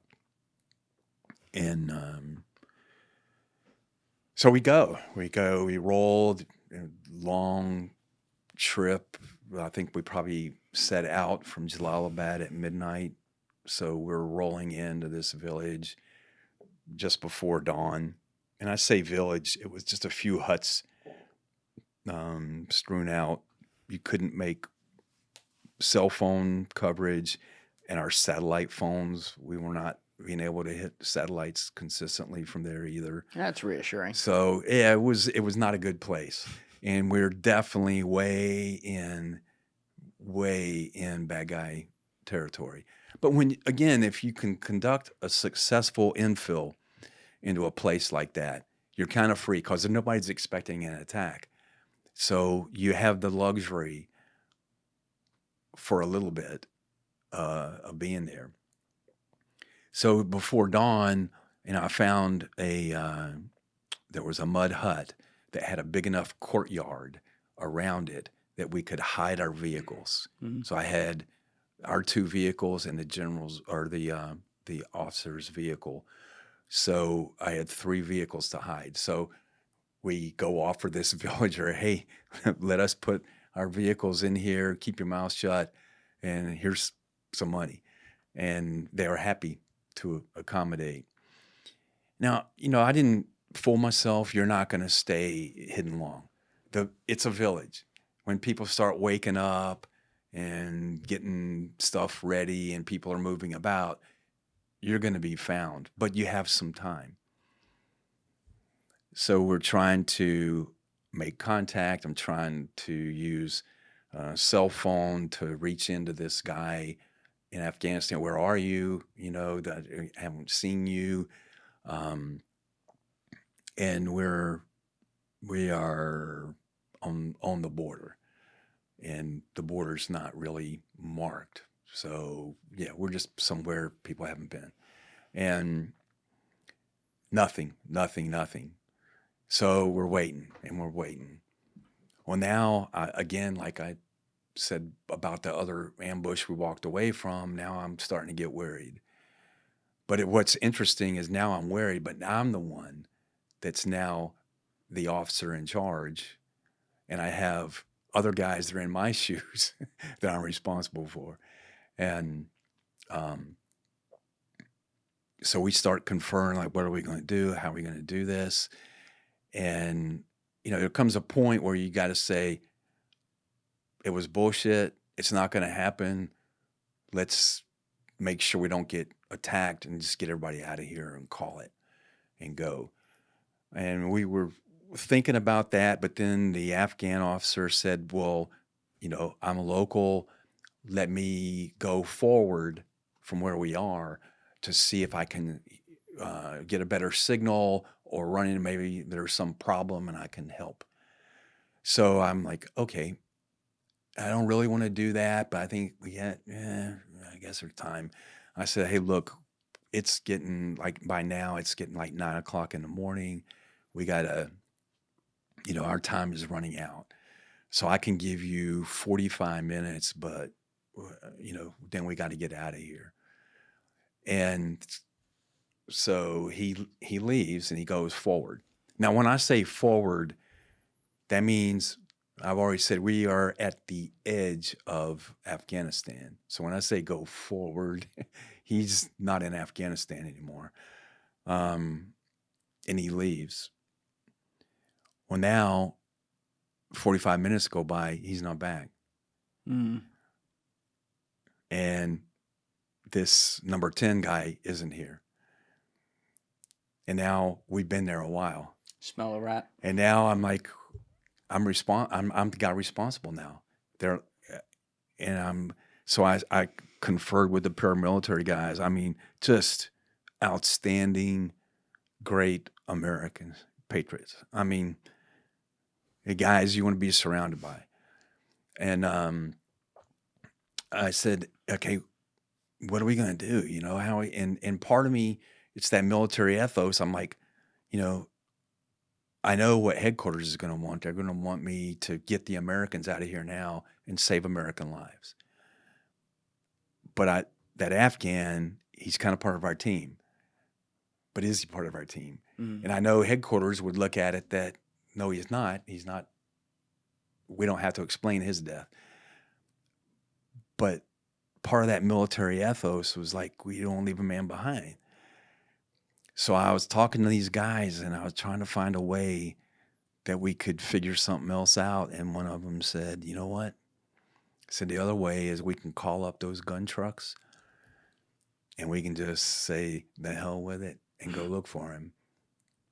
And I was thinking, holy crap. So what we're saying is I'm going to take an armed force of Americans and enter another country armed, and we're going to go look for it. And I was like, Nothing bad can come of that. Not one thing. Nothing. So, yeah. And so, yeah, we decided I decided that's what we'll do. So you almost accidentally escalated international tensions with a foreign nation. Well, that's what I'm thinking that, yeah, here I go, that this is, yeah, but you know what's funny, because I felt those paramilitary guys trusted me, because when I said, no, we're going after him, call him up, call the gun trucks up, I think they were like, fuck yeah. Oh yeah, we're gonna do it. And so you went over the border and you went after him. Yeah, it was funny. We passed. There was some tiny Afghan checkpoint there. Two little guys in a little rock building with a Jeep, and they go, "You can't go past here." And I was like, "We're going," and I just shut up, and we left. And driving, they tried to follow us and broke an axle or something, and fall. And so we go a couple kilometers down this dirty dirt half road, and suddenly I look behind us and I see a plume of dust coming up, and it's some car, and it's really going fast, and it's coming towards us. So like, okay, boys, it's on. So we get out, turn. And then the car comes sliding to a stop, and the door opens, and out jumps this Afghan officer. And it's funny, he's wearing body armor that I had given him my body armor when he went forward. Mm. And he jumped out, and he ran up to me, and he was almost crying. He started hugging me and all that. And this story he tells is that he and his driver were driving that truck, and just a little further ahead than where we were, they rolled up on a Pakistani checkpoint. Mm. And he had them stop the vehicle and turn it off, like the hill beside the checkpoint, while they're trying to figure out what to do. And now he's in a bad place, because technically that would not have been good if a officer of the Afghan military and the military doesn't even know about it. Yeah. Is a lot of problems. So he told when the people in the checkpoint were yelling at them to stop and wanted to come and check them out, and he told his driver, turn the truck back on, let's get out of here, and the battery wouldn't start. Oh no. So it wouldn't start. So he told the driver, just tell him I'm the guy that paid you to ride here, and because that guy was a refugee, had a refugee card and all that. And he jumped out of the car and started running, or out of the truck and started running. He said he heard 2 shots. He don't know if they were shooting up in the air or shooting at him. Oh my God. And he said for over an hour, I ran in wadis and hid and just kept running and got back. And then he said, I got back to that village, and they told me, you guys went this way. So I grabbed the car and gave a guy some money, and here I am. And so then we turned around. All of us now, we're not secret anymore. Yeah. And you're still in international issues at the moment. Somewhat. Yeah, But so, you no, know. but we got out. Now my biggest worry was we didn't have always, when you go in somewhere, you want to come out a different way. unfortunately, in those vehicles and where we were, there was not another way. So I was worried a little bit that somebody could have put an IED in place, but they didn't. We made it back, and with no incidents, right? Nobody got hurt. It's crazy how a story like that with so many potential international implications, if one thing goes wrong, comes out like a comedic story, though. Yeah, It's pretty fucking it funny. is. I'm It not is. gonna It lie. is funny. Well, yeah, because funny stories. I've got one on Kuwait, but there was a time that my hubris got me stuck in a hole, and I thought I was going to In become a hole. Yes, in a ditch. Let me say that. Okay. I mentioned before in Kuwait, I would get people in and out of Iraq. Or This is I said, 02, did I yeah. say Kuwait? I'm not sure where I was, but there was Somewhere in and around. there was yeah. a border, and this border, there was a UN zone patrolled by UN that no US were allowed in, and in that was what was supposed to be the Iraq border. There was a big berm, and then a giant tank trap, which was a 15-foot deep, 15-foot wide trench. Oh, yeah. And that was the difficult thing about getting these smugglers in and out, was that they had to negotiate that trench. Now, there are smugglers in that trench in some places where the sand was loose, was kind of eroded down, and they get in and out. But some places it would have been really hard. And matter of fact, one time down in that ditch, we found a human skeleton. Ugh. And I don't know if it was somebody had been murdered and thrown in there, or somebody got in there and couldn't get out. Who knows? Probably murdered and tossed. Do these things, like, the thing I'm picturing, I don't know if I'm like way off in picturing this, is the hole in Dark Knight Rises that they put Christian Bale in. You know what I'm talking about? Well, I didn't see that. Can we pull that up? Dark Knight Rises hole. For people, am I wrong, Alessi, to be thinking of it that way? Yeah, I know exactly what you're It's like he's trying to get out of the hole. Oh, Yeah, like that. yeah. Him climbing up the side. Get one with him. Oh, yeah. To the left. Right Okay. there. Yeah. So am I right? Well, okay. So this is 15 feet by 15 feet. Yeah, this one was probably 30. And then the dirt that they took out of that, they used to make a berm, right, on the outside. So this one time, now I mentioned to you when we were not on camera that I had an agency guy who was not military background that was with me doing these ops. I was pretty much the tactical expert, and he was the intelligence expert. And I kind of figured I had enough skill to help him through what needed to be done tactically. And to be honest, the policemen that were working with us were just inept idiots, and I had to stay really close to everybody, and I would physically move people and whatever that I needed to do to keep people safe. But the Iraqi that we picked up that evening had been lost like 3 hours in that ditch. Oh, wow. Trying to get out. And now we're really, really running late and behind, and I had to get him to this secret facility where the agency people can debrief him, and then I got to get him back. And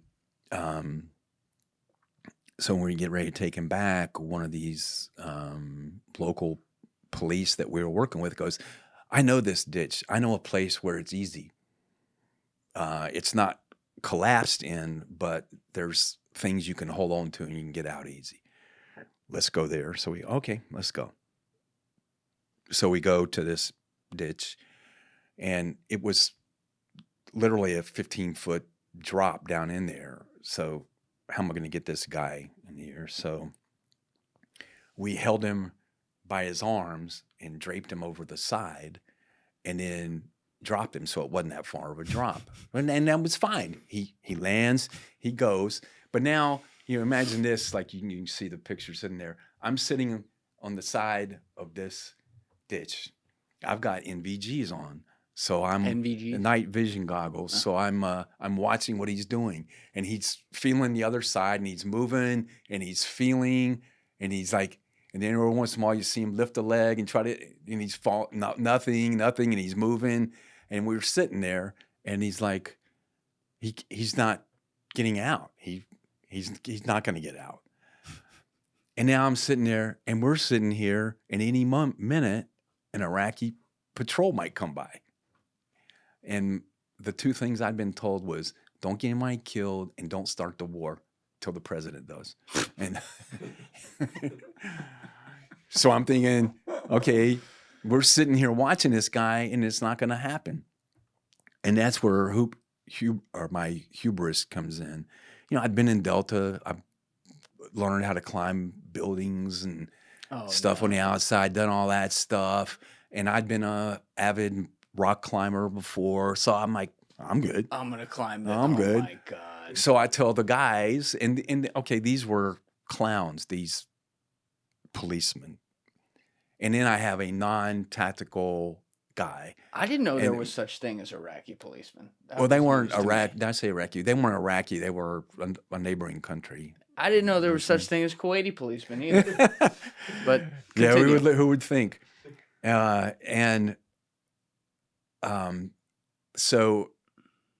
I have them hold me by the arms and drop me down into this ditch. Then they walk away. So they're standing there. So I walk over. I move to somewhere. I get the guy up on my shoulders. I get him up to a perch. He gets out. I'm like, I'm good. And I go back to this place where there actually was a place where there was a right angle in this ditch. And I'm going to brace myself and climb out. But I didn't. And then it turned into I couldn't. Oh, no. And then there were nothing I could brace on that was steady enough. And I couldn't get out. Did you have a comm on you? No. Oh, no. And then I'm in this, and I'm like, and then I'll start walking up and down and looking for a place, and I'm like, I can't get out. Then I start thinking, an Iraqi patrol's going to come by. I go, I'm going to get captured because I'm stuck down in a hole. I'm a big badass former Delta CIA person. Well, at that time I wasn't CIA. I'm a big badass former Delta Special Forces guy, and I'm going to get captured because I'm stuck down in a hole. I didn't care about can I get killed or will I be in a prisoner of war. I thought everybody's going to laugh at me when I get out. And you're going to be the guy that started the Iraq War. Well, I was worried everybody's going to laugh at me like, what a dumbass. I'd have been more worried about starting the war, but that's just me. But so I was down there and I was like, well, this really sucks. How am I going to explain this? And then I was thinking about it, but thank God, this really taught me a lesson about evaluating people on their turf. Because it was that agency technical guy, right? And he, very technical-minded person. And he, I had him, or maybe it was even his idea, but he took off his boot laces and tied them together and was able to make a loop in that and lower that enough to me that I could get one foothold using that and then get up to where I was able to climb the rest of the way and got out. So was he like laying over the edge with his whole body? I can't remember how he was or braced, but I didn't need a whole lot of help, but I needed some help. And if it hadn't been for this guy who I tended to want to discount, right, with his abilities out there, badass Gary would have started the Iraq War. Started the Iraq War, or been one of those skeletons you find oh my God. in there. But yeah, so I got out. Now immediately after that, I went into town and bought a collapsible aluminum ladder that I never went anywhere without. How do you carry that like a brick almost, and it just? No, it was like just like you would buy at Home Depot or something. It was, but you know, we'd just hoof it to where that ditch was, and that way we could climb down it and then just move it to the other side and climb up. Okay, I see. For that issue in particular. For that issue, because you know, we weren't hiking a great distance by foot. Yeah, I was picturing you guys just carrying a ladder around Iraq for like the next 2 years. I'm like, I don't know No, if we that were would in work. vehicles. Although, apparently, if you carry a ladder somewhere, you get let through security every time. I don't know if you ever seen this video. No. Oh, we don't need to pull it up right now, but like guys will test out just like two dudes carrying a ladder together, and they'll walk into stadiums just like right by security, like, oh yeah, we're just going this way. People are like, oh, they must be working on something. So it's low key actually like a really good access tool. But that happens like twice in my military career. I stole stuff by having a clipboard in my hand, and you know, the first time. But the first time I was a Marine lieutenant, and the company commander said, I want every platoon to pull up official Marine Corps pull-up bars out in front of our barracks. And he said, the first platoon that does it will get a 4-day pass. You know, so of course, you know, where everybody starts planning on building and what the materials they need and all that stuff. And I'm like, what's a shortcut to that? And I was thinking, hey, you know, when I drive around on base in front of the brig, you know, the brig is the military jail. So there is a big set of pull-up bars that are welded metal there. And yes, they're chained to the ground, but that's pull-up bars. If somebody were to go and take those pull-up bars, you could just come back here and set them up and you're done. So, but then how do you steal them in front of the brig? You take a clipboard and you write it down while you're doing it. You take a clipboard. So we do that, and it's successful. You and get a I'm hard like, hat too? Nah, probably not. But I was thinking about that, you know. And then years later, I was on a SF team, a Special Forces team in Kuwait, and we'd been there a few months, and we're getting ready to leave. And the whole months that we'd been there, the guys on my team were talking about the commanding officer, the 2-star of Camp Doha at the time, and his little, in their trailer headquarters there, had this parking sign. You know, it was the usual tire rim that has the metal pole welded to it and the signs on that, and it had the 2 stars on it and parking only, or his 2 stars. I can't remember what was on it. And everybody kept talking about, we're going to steal that thing. We're going to steal that thing. Thing is, it was 24/7 headquarters, and there was always people there and guarded. So how are you going to steal that? And I never said anything. I went through the whole time and listened to guys when you'd sit around at night. People would talk about their plans to steal that, and nobody ever did. So one day when we were getting close to packing up to leave, I went and got some clerk and had this big extended bed Ford truck. I said, come with me, got the clipboard, and just drove up there. And I told him, I park down here and then follow my directions when I guide you. And I just walked up in front of the general's office and stood there and went, hey, and just looked at him and started doing all that official looking back here like that. The dude directing the plane in. You know, yeah, it's like a and before I got it, when I walked over there, I had the clipboard in my hand. I looked at it and I looked at the sign. I looked at the clipboard. And I go, yep, and then got him back. And he gets there, and I just pick up the sign, put it in the back of the truck, and we drive away. And then the rest, and I put it in the middle of the bay where the team was. And when the rest of the team came in and saw that, they couldn't believe, like, how the hell did you get that? So I got used to that kind of, like you said, sometimes the most obvious thing puts people's guard down, and you can, get through that. Yeah. Now this weave we started was all the way back at Khost. We ended Yeah. up through like Yeah. the failed You- mission to get the 10th and all that, but we were going through the build up to Khost, and you mentioned that there was something before that, and you and I talked off camera for 1 sec that you can't give all the details here, but shortly before December 30th, you were involved in something Al Qaeda related. Is that fair to say? Yeah, there were. Yeah, so, there was an operation that I participated in that took An important chess piece. Saleh al-Somali Oh, you can say it. off the. I hope I can. Okay.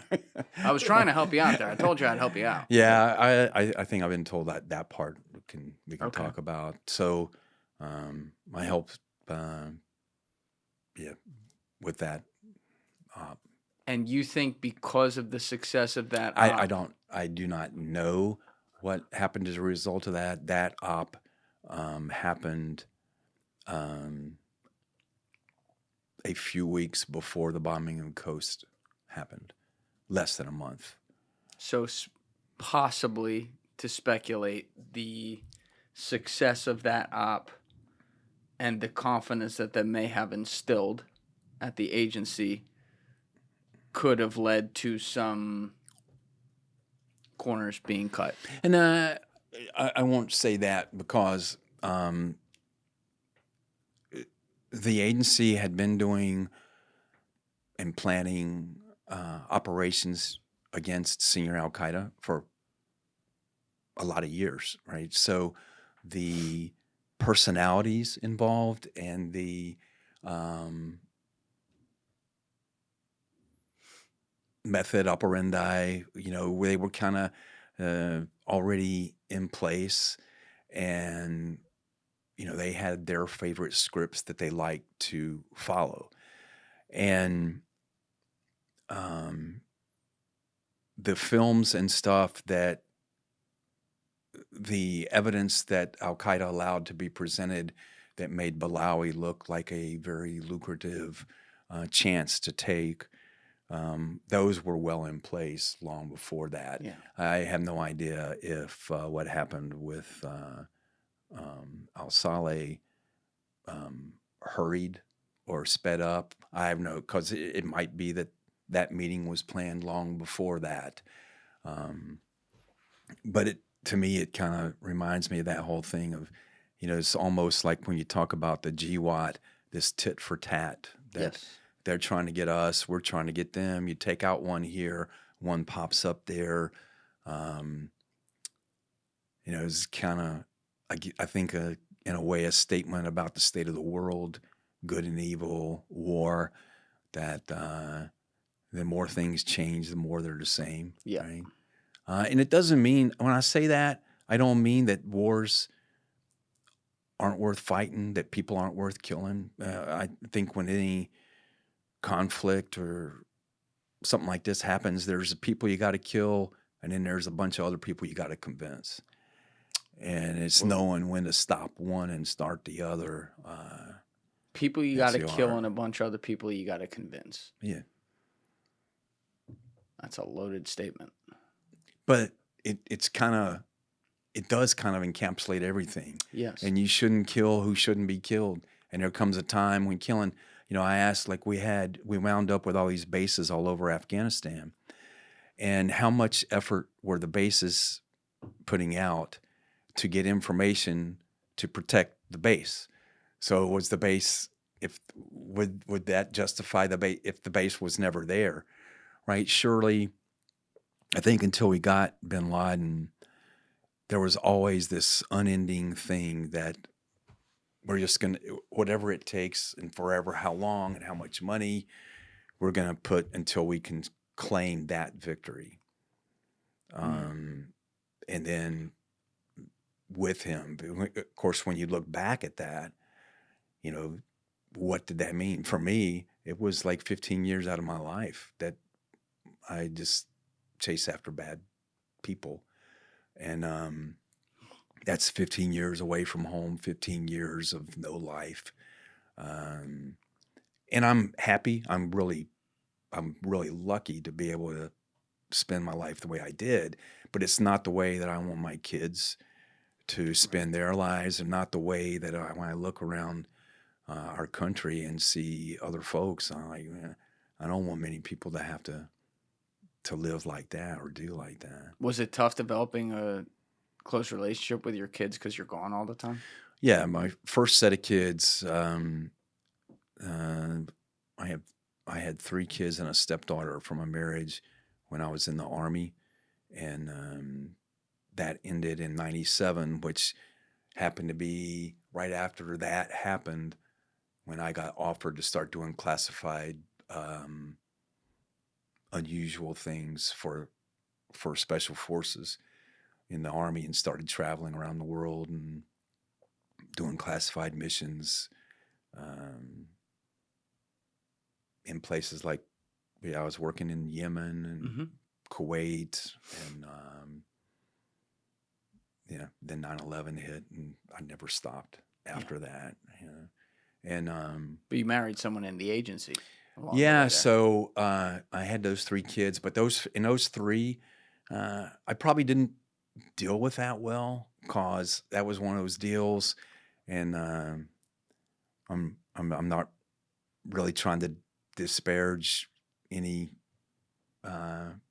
the mother of my kids or anything, but I went away on a trip for the military to do training in calling close air support. Our team went away for a week. I came back at the end of that week to find my house empty, my truck gone, and kids gone. Mm. And she had left with the kids, so I went through that. And then later, How do you deal with that? Like that? I didn't deal with it well. Yeah. I mean, I admit my marriage wasn't the best, and she'd been married before, but I was one of those guys that, divorce is out of the question, so you do the best you can. And the whole thing about kids kind of,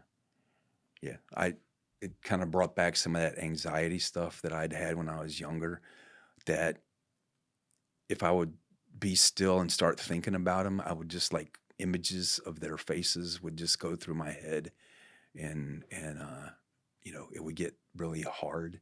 I didn't know how to deal with it, and I never talked to anybody. I never told anybody about feelings or anything like that. And about that time, I got offered to start doing these missions. And when I do a mission, I'm all in. And I don't think about home. I don't think about life. I escape. don't think about that. Yeah. And then every time I stop or take a vacation, then all that stuff will come back. So the more you do it, better, And so I'd only see my kids. I mean, they relocated 1,500 miles away. And then I was out of the country for most of the next 15 years. So I would see them once or twice a year for a short period of time, and then be gone. When I was in Afghanistan in 2001 and 2, I had the luxury of satellite phones all the time. So sometimes when I was pulling watch in the middle of the night, I would call them up by satellite phone, because we were authorized to make morale and welfare calls using the Thuraya. And I probably talked more to them during those few months than I did somewhere else, because it puts a different perspective when you're standing on top of a mud hut, and there's like 8 Americans there, and you're surrounded by 300 people that you don't know. You don't know how many of them are Al Qaeda, or they would just as soon shoot you. And you're getting ready to maybe be in some battle, and that can cause you to, like, I have this time, let me make that phone call. For me, I'm kind of not that guy. I'm all focused on the mission. You have the ability to massively compartmentalize. I thought I had the ability to massively compartmentalize, and I lived my life that way. But it turns out none of us are actually quite successful at Mm. compartmentalizing. And I think it has its price, and there's that can be paid later in life or through your health or whatever. So, Meaning but we when you're fool ourselves. meaning when you're in the moment, yeah, exactly. When you're in the moment, you think you just have that subconscious ability to do that, but it's really just building up some sort of in some manifestation ticking time bomb. Yeah, or a time bomb or the time without, or then how do you address your kids? Like my older kids now, it's funny because I spend a lot of time now trying to downplay um, things I did in the military. But yet I see, particularly with my two sons who are early 30s and one late 20s, that, but that's all they knew about dad. Right. Dad's gone, but dad's a hero. Dad, well, he's doing this stuff. And, and it's hard because now I'm trying to sort of dispel them of some of that because there's a lot more to life than all these experiences that I've been lucky enough to have that we've been talking about. But my experiences are different than maybe most of the populace have, but they're just experiences. I choose to not let that define who I am now, and what I can contribute to the world now. Right? I'm great to have done what I did. I feel blessed to be able to do that, but that's not something I would tell everybody you need to do or should do or aspire to do, or nor is it what I want my kids to think that I did. So I got married again inside the agency, had two daughters from that marriage that are one is 16 today. Oh, happy birthday. Olivia, and the other is 14, Reagan. So yeah, I've got 5 kids. And now you're around though too, which is great. Now I'm around. The girls live about 45 minutes from me, and I'm in the Northern Virginia area because every chance I get, I'm with them and try to be part of the life. And I'm trying to be, I think you're a better father. They were born when I was in my 50s. So I think my experiences, I probably was a much better father in my 50s and 60s than I was in my 30s. And I still have time, right? My relationship is evolving with my older kids, and I'm able to have, long talks about life with them, and with my daughters. Yeah, it's good. Do you think the older ones, now that they're, not kids anymore, and you're after your career and you can talk about some of the things you did, do you think that there's some understanding there just because of how, I mean, let's be honest, like you were doing the highest level, most serious jobs during, the most dangerous time in modern history. Do you think they get that, even if it doesn't make up for time lost and stuff, like they understand that? They do, and they're very, I would have to say, kind. I can't say I'm as close to them. I just don't have that much time on target as I would wish with them. I wasn't there for the football games. I wasn't there for the recitals. I have a daughter and 2 sons from that marriage. I was absent for a lot of that time. But yeah, I mean, it's right. They're appreciative and they're happy. I've done a few documentaries the last couple years. Couple more were coming out this year, and yeah, they're proud that their dad did this. But yeah, I just try to point out to them that, yeah, your dad did that and I was gone, but here's some weaknesses that your dad had Mm. that, in regards to you, it's not that I'm apologizing for, being a horrible father. It's just that I made my choices based off who I was and my weaknesses. And um, it's just part of what made me what I am. So what's important is what are we doing now, Yeah. and what are we going to do in the future.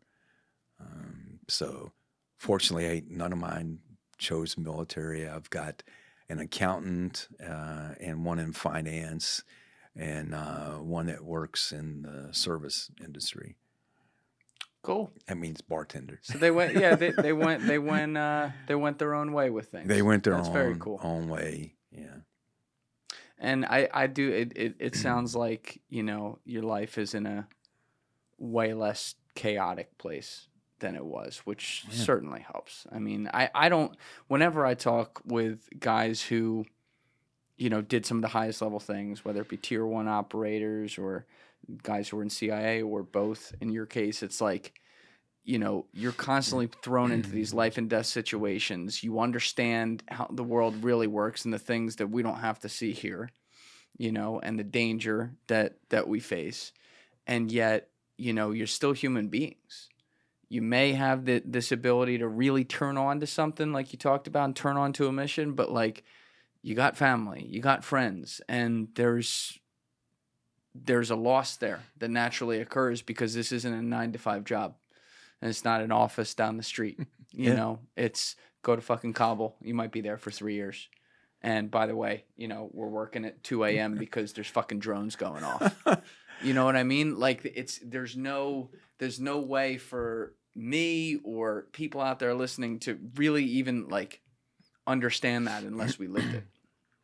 It's funny though that for me, what life has taught me is that you got to take the whole thing. That's my wife Kim. She's a great person that has a lot of good sayings. One of hers is that you have to take the whole thing. And with my life, if there's a lot of guys that watch podcasts and stuff, I wish I had that life and those things. But there's part and some of that we got in a little bit of it, but a lot of it we're not going to. That you'd have to take that too.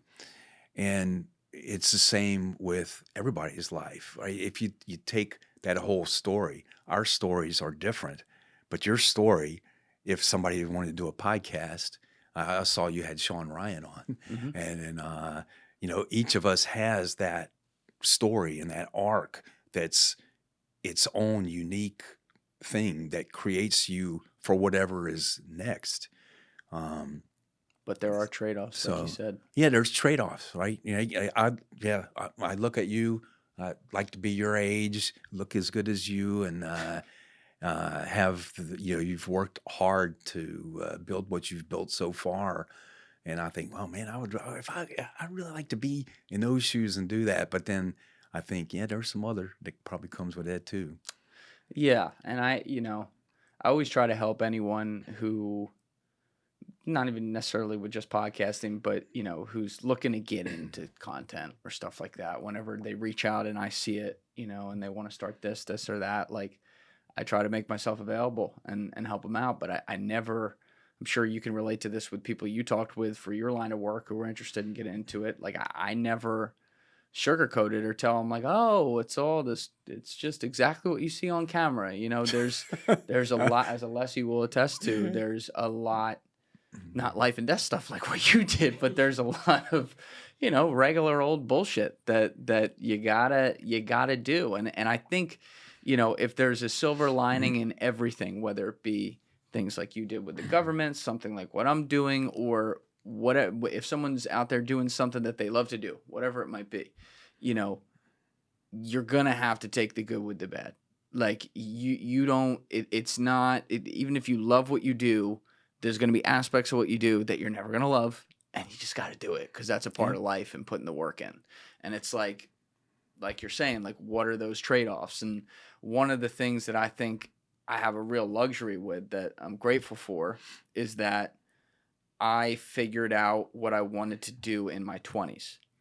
And I also knew it was the kind of thing, you know, you put in 5 years, which I just crossed the 5-year mark like a few weeks ago.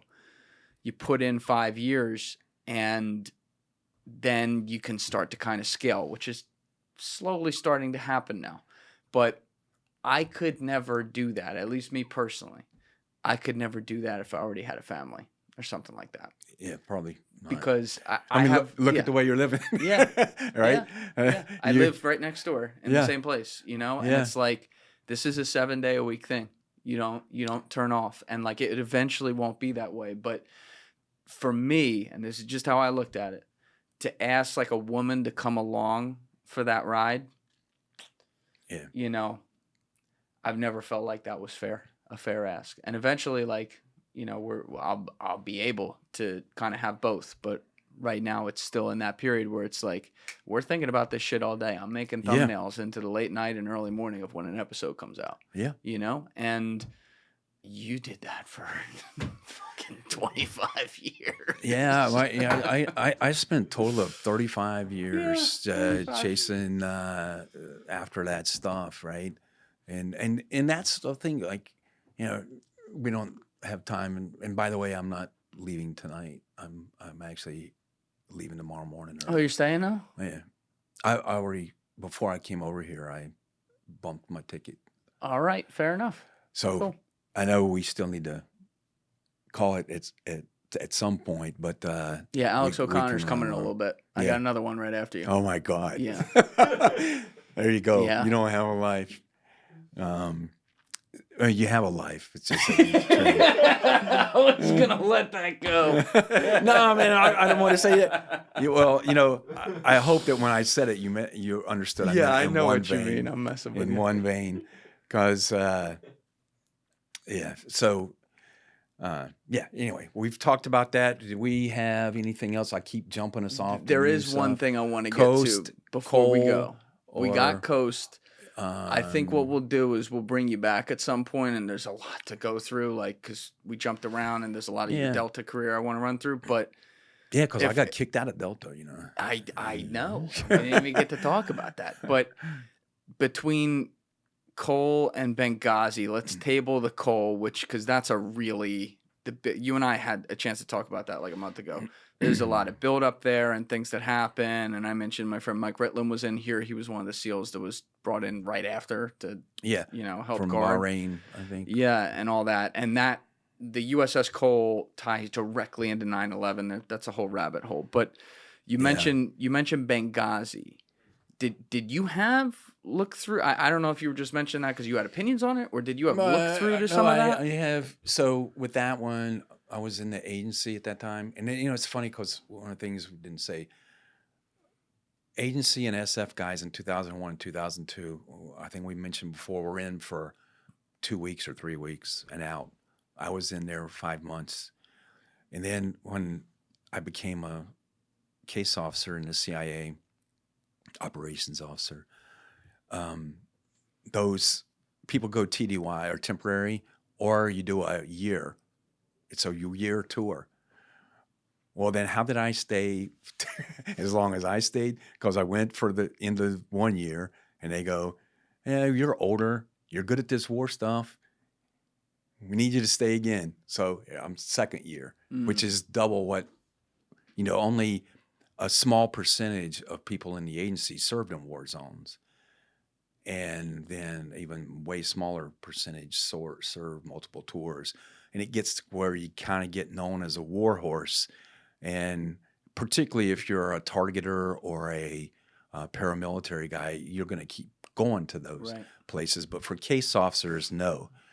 But for me, and it's kind of career suicide, but then they just kept me there.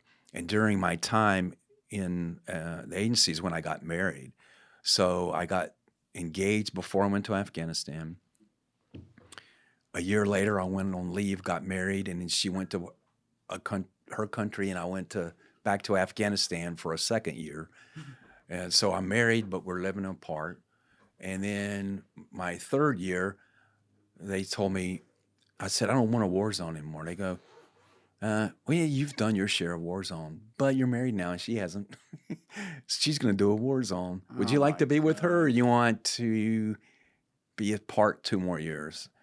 And and they said, your choice is to be with her in Iraq or be with her in Afghanistan. I go, well, shit, I already know this place pretty good. So stayed in Afghanistan and did that there. What Yeah. years is that? So that was 09, 10-ish? 8. Okay. We were together 8. So how I became involved with Benghazi is in one of my periods after all this, right? What year was the Benghazi thing? 2012, I believe. Yeah, 2012. Yeah. I had just returned to the States from my last overseas job. And I was working in the Near East Division. And actually, I was one of the first people I was stood up what became the agency's effort in Syria. And while I was doing that job is, of course, when stuff started going down in Benghazi. And by that time, I was known as the guy that understood war stuff and all this stuff. So as things started going down, the division chief asked me to take a look at some stuff that was coming in and give my opinion. And I had my boss, I started, but then they brought in some more senior people to handle serious stuff. And my boss, he and I were in super early the morning that it was all coming out. And he started complaining about that blanking video and like that. And I'd already read a few of the reports coming out, initial raw reports coming out of Benghazi. And he said, he was blaming it on the movie and a spontaneous protest. And I said, "You're smoking dope, man. That's not that." I go, when they were coming back from the chancellery, or wherever the ambassador had been, they got hit with a linear ambush. So that's not something that spontaneous rioters are going to be able to set up. So that's a linear ambush. And second, those guys that got hit on the roof, if you look at the description of the mortar fire, there was one round that was short, then one round that was long, and then they started a whole bunch of rounds that were right on target. I go, that means that somebody has it's not some guy holding a mortar tube and winging it. That it's a regular mortar set up on a tripod with people trained to run it. That once you have a short round and a long round, now adjust the dial in between and you're on target. So that's trained people. I said, so this is not a spontaneous reaction. This is a planned operation attack by trained people, right? And so that stuck out to me, and some of the other stuff that happened with Benghazi. And I've got heartburn with that. I got heartburn about the senior military and senior politicians that turned their back on a bad decision. The whole deal with Libya in the first place, that let's get rid of Gaddafi at that time, and then the way the U.S. went about, sticking its toe in the water, but then half-assing when it did, kind of ruled out us having any credibility. What do you mean in half-assing when it did? So the U.S. advisors there, they weren't, the kind of people that are up on the front lines with the people that you're directing, taking the risk and fighting. We're kind of back. Well, if you've been up there and do this, and maybe, and that when Gaddafi did fall, then what that did was push the U.S. out. If you remember, the U.S. tried then to have some influence there. They even rejected our first. We tried to send diplomats. They said, "No, go the hell home. We're not going to talk to you." And that's because we didn't, we kind of were on the outskirts, just advising, kind of like that voice on the outside. We got the money. We got this. And they're like, "Hey, we're fighting a battle." There's also, I mean, this is just how I read it from the people I talk with. There's this unfortunate reality in the world. We kind of mentioned it with Saddam briefly earlier, where sometimes you do have people in charge of other countries who are evil people, like objectively speaking. They're not good. They're dictators. They do bad things to their own people. And Gaddafi's a guy you would put on that list as well. Yet we unfortunately seem to live in a world where sometimes, as annoying and against maybe even morality as it seems, leaving them in charge is actually better, or at least stabilizing. Yeah. And it may not be better for humanity and all that, but stabilizing is true. But then the thing that one of the things that frustrated me was that the politicians and I don't like to get political, but like Hillary Clinton and some other people in the Senate at that time that kind of got involved with all this, and the Obama administration, they viewed Gaddafi falling as a big thing. Why? Yeah. Because he was looking for a way to say, "I'm a hard ass too. I didn't have my 9/11 moment, but I'm a hard ass too." And I said, Gaddafi must go, and look, he's gone. And that emboldened them. And then you had people looking ahead, I think, to their next political office that wanted to make some bones on this. So then it's like, let's do Syria.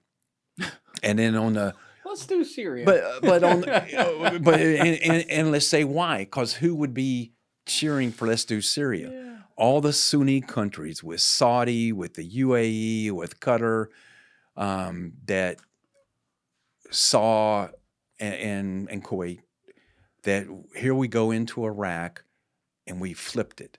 So you had a minority Sunni government that was controlling majority Shia. Right. And we upended that. Well, now Iran's realignment, the Hezbollah, the whole thing with Iran and Shia Sunni, they say is out of balance. So all the Arab countries want to set the straight. Well, okay, in Syria, we got the minority Shia that are ruling over majority Sunni. So everybody's cheering for let's do this. And, so I kind of thought that, no, Syria is not the best country, but like you said, women still have some freedom there. It's better than some other places, and they're not really going after us. So why are we going to mess around in Syria? All right. Yeah. That seems to be the story, though, over and over again with so many countries. And it's like, at some point, you would think we would learn the lesson that, A, we're not too great at spreading democracy, especially in places where they don't want it, even if I think it'd be better for them to have it.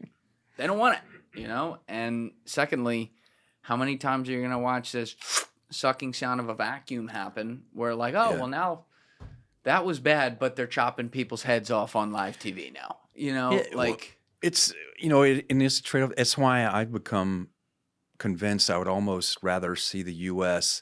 after seeing what happened in Iraq, Afghanistan, and some of these other countries, see us go to more like an Israeli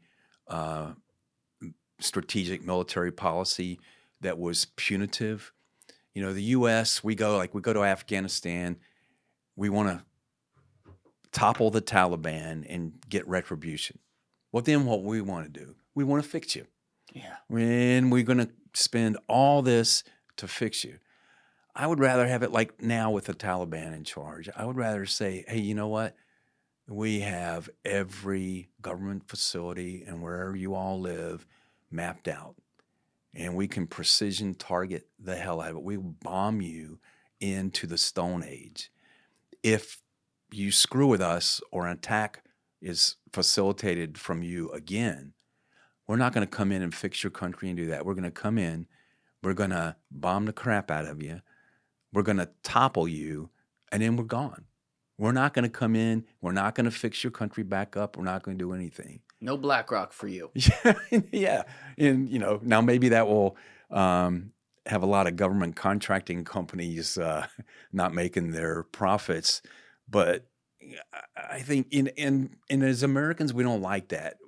We don't mind going in and throwing out a country or attacking it, but we want to tell ourselves it's for the good of everybody in the long term. So we'll invest $1 trillion and a whole bunch of lives and a whole bunch of treasure and effort here to make us feel better. And I think it'd be better that, okay, I'm mad at you, you hit me, I'm going to punch you in the nose, and then I'm going to turn around and walk away. See, Gary, you just open up an entire can of worms right now. And normally I'd keep cooking with you, but we got to stop. Time. We just did 2 of them, and I got a guy here Yeah. to do another one. But this was a lot of fun. So thank you so much for doing this. And I will literally leave it off right there because I kind of want to start the next conversation with you going through that philosophy because there's a lot there. Yeah, we'll do that. All right. Hey, it's been fun. Thanks a lot. Thanks for coming up. All right, everybody else, you know what it is. Give it a thought. Get back to me. Peace. Thank you guys for watching the episode. If you haven't already, please hit that subscribe button and smash that like button on the video. They're both a huge, huge help. And if you would like to follow me on Instagram and X, those links are in my description below.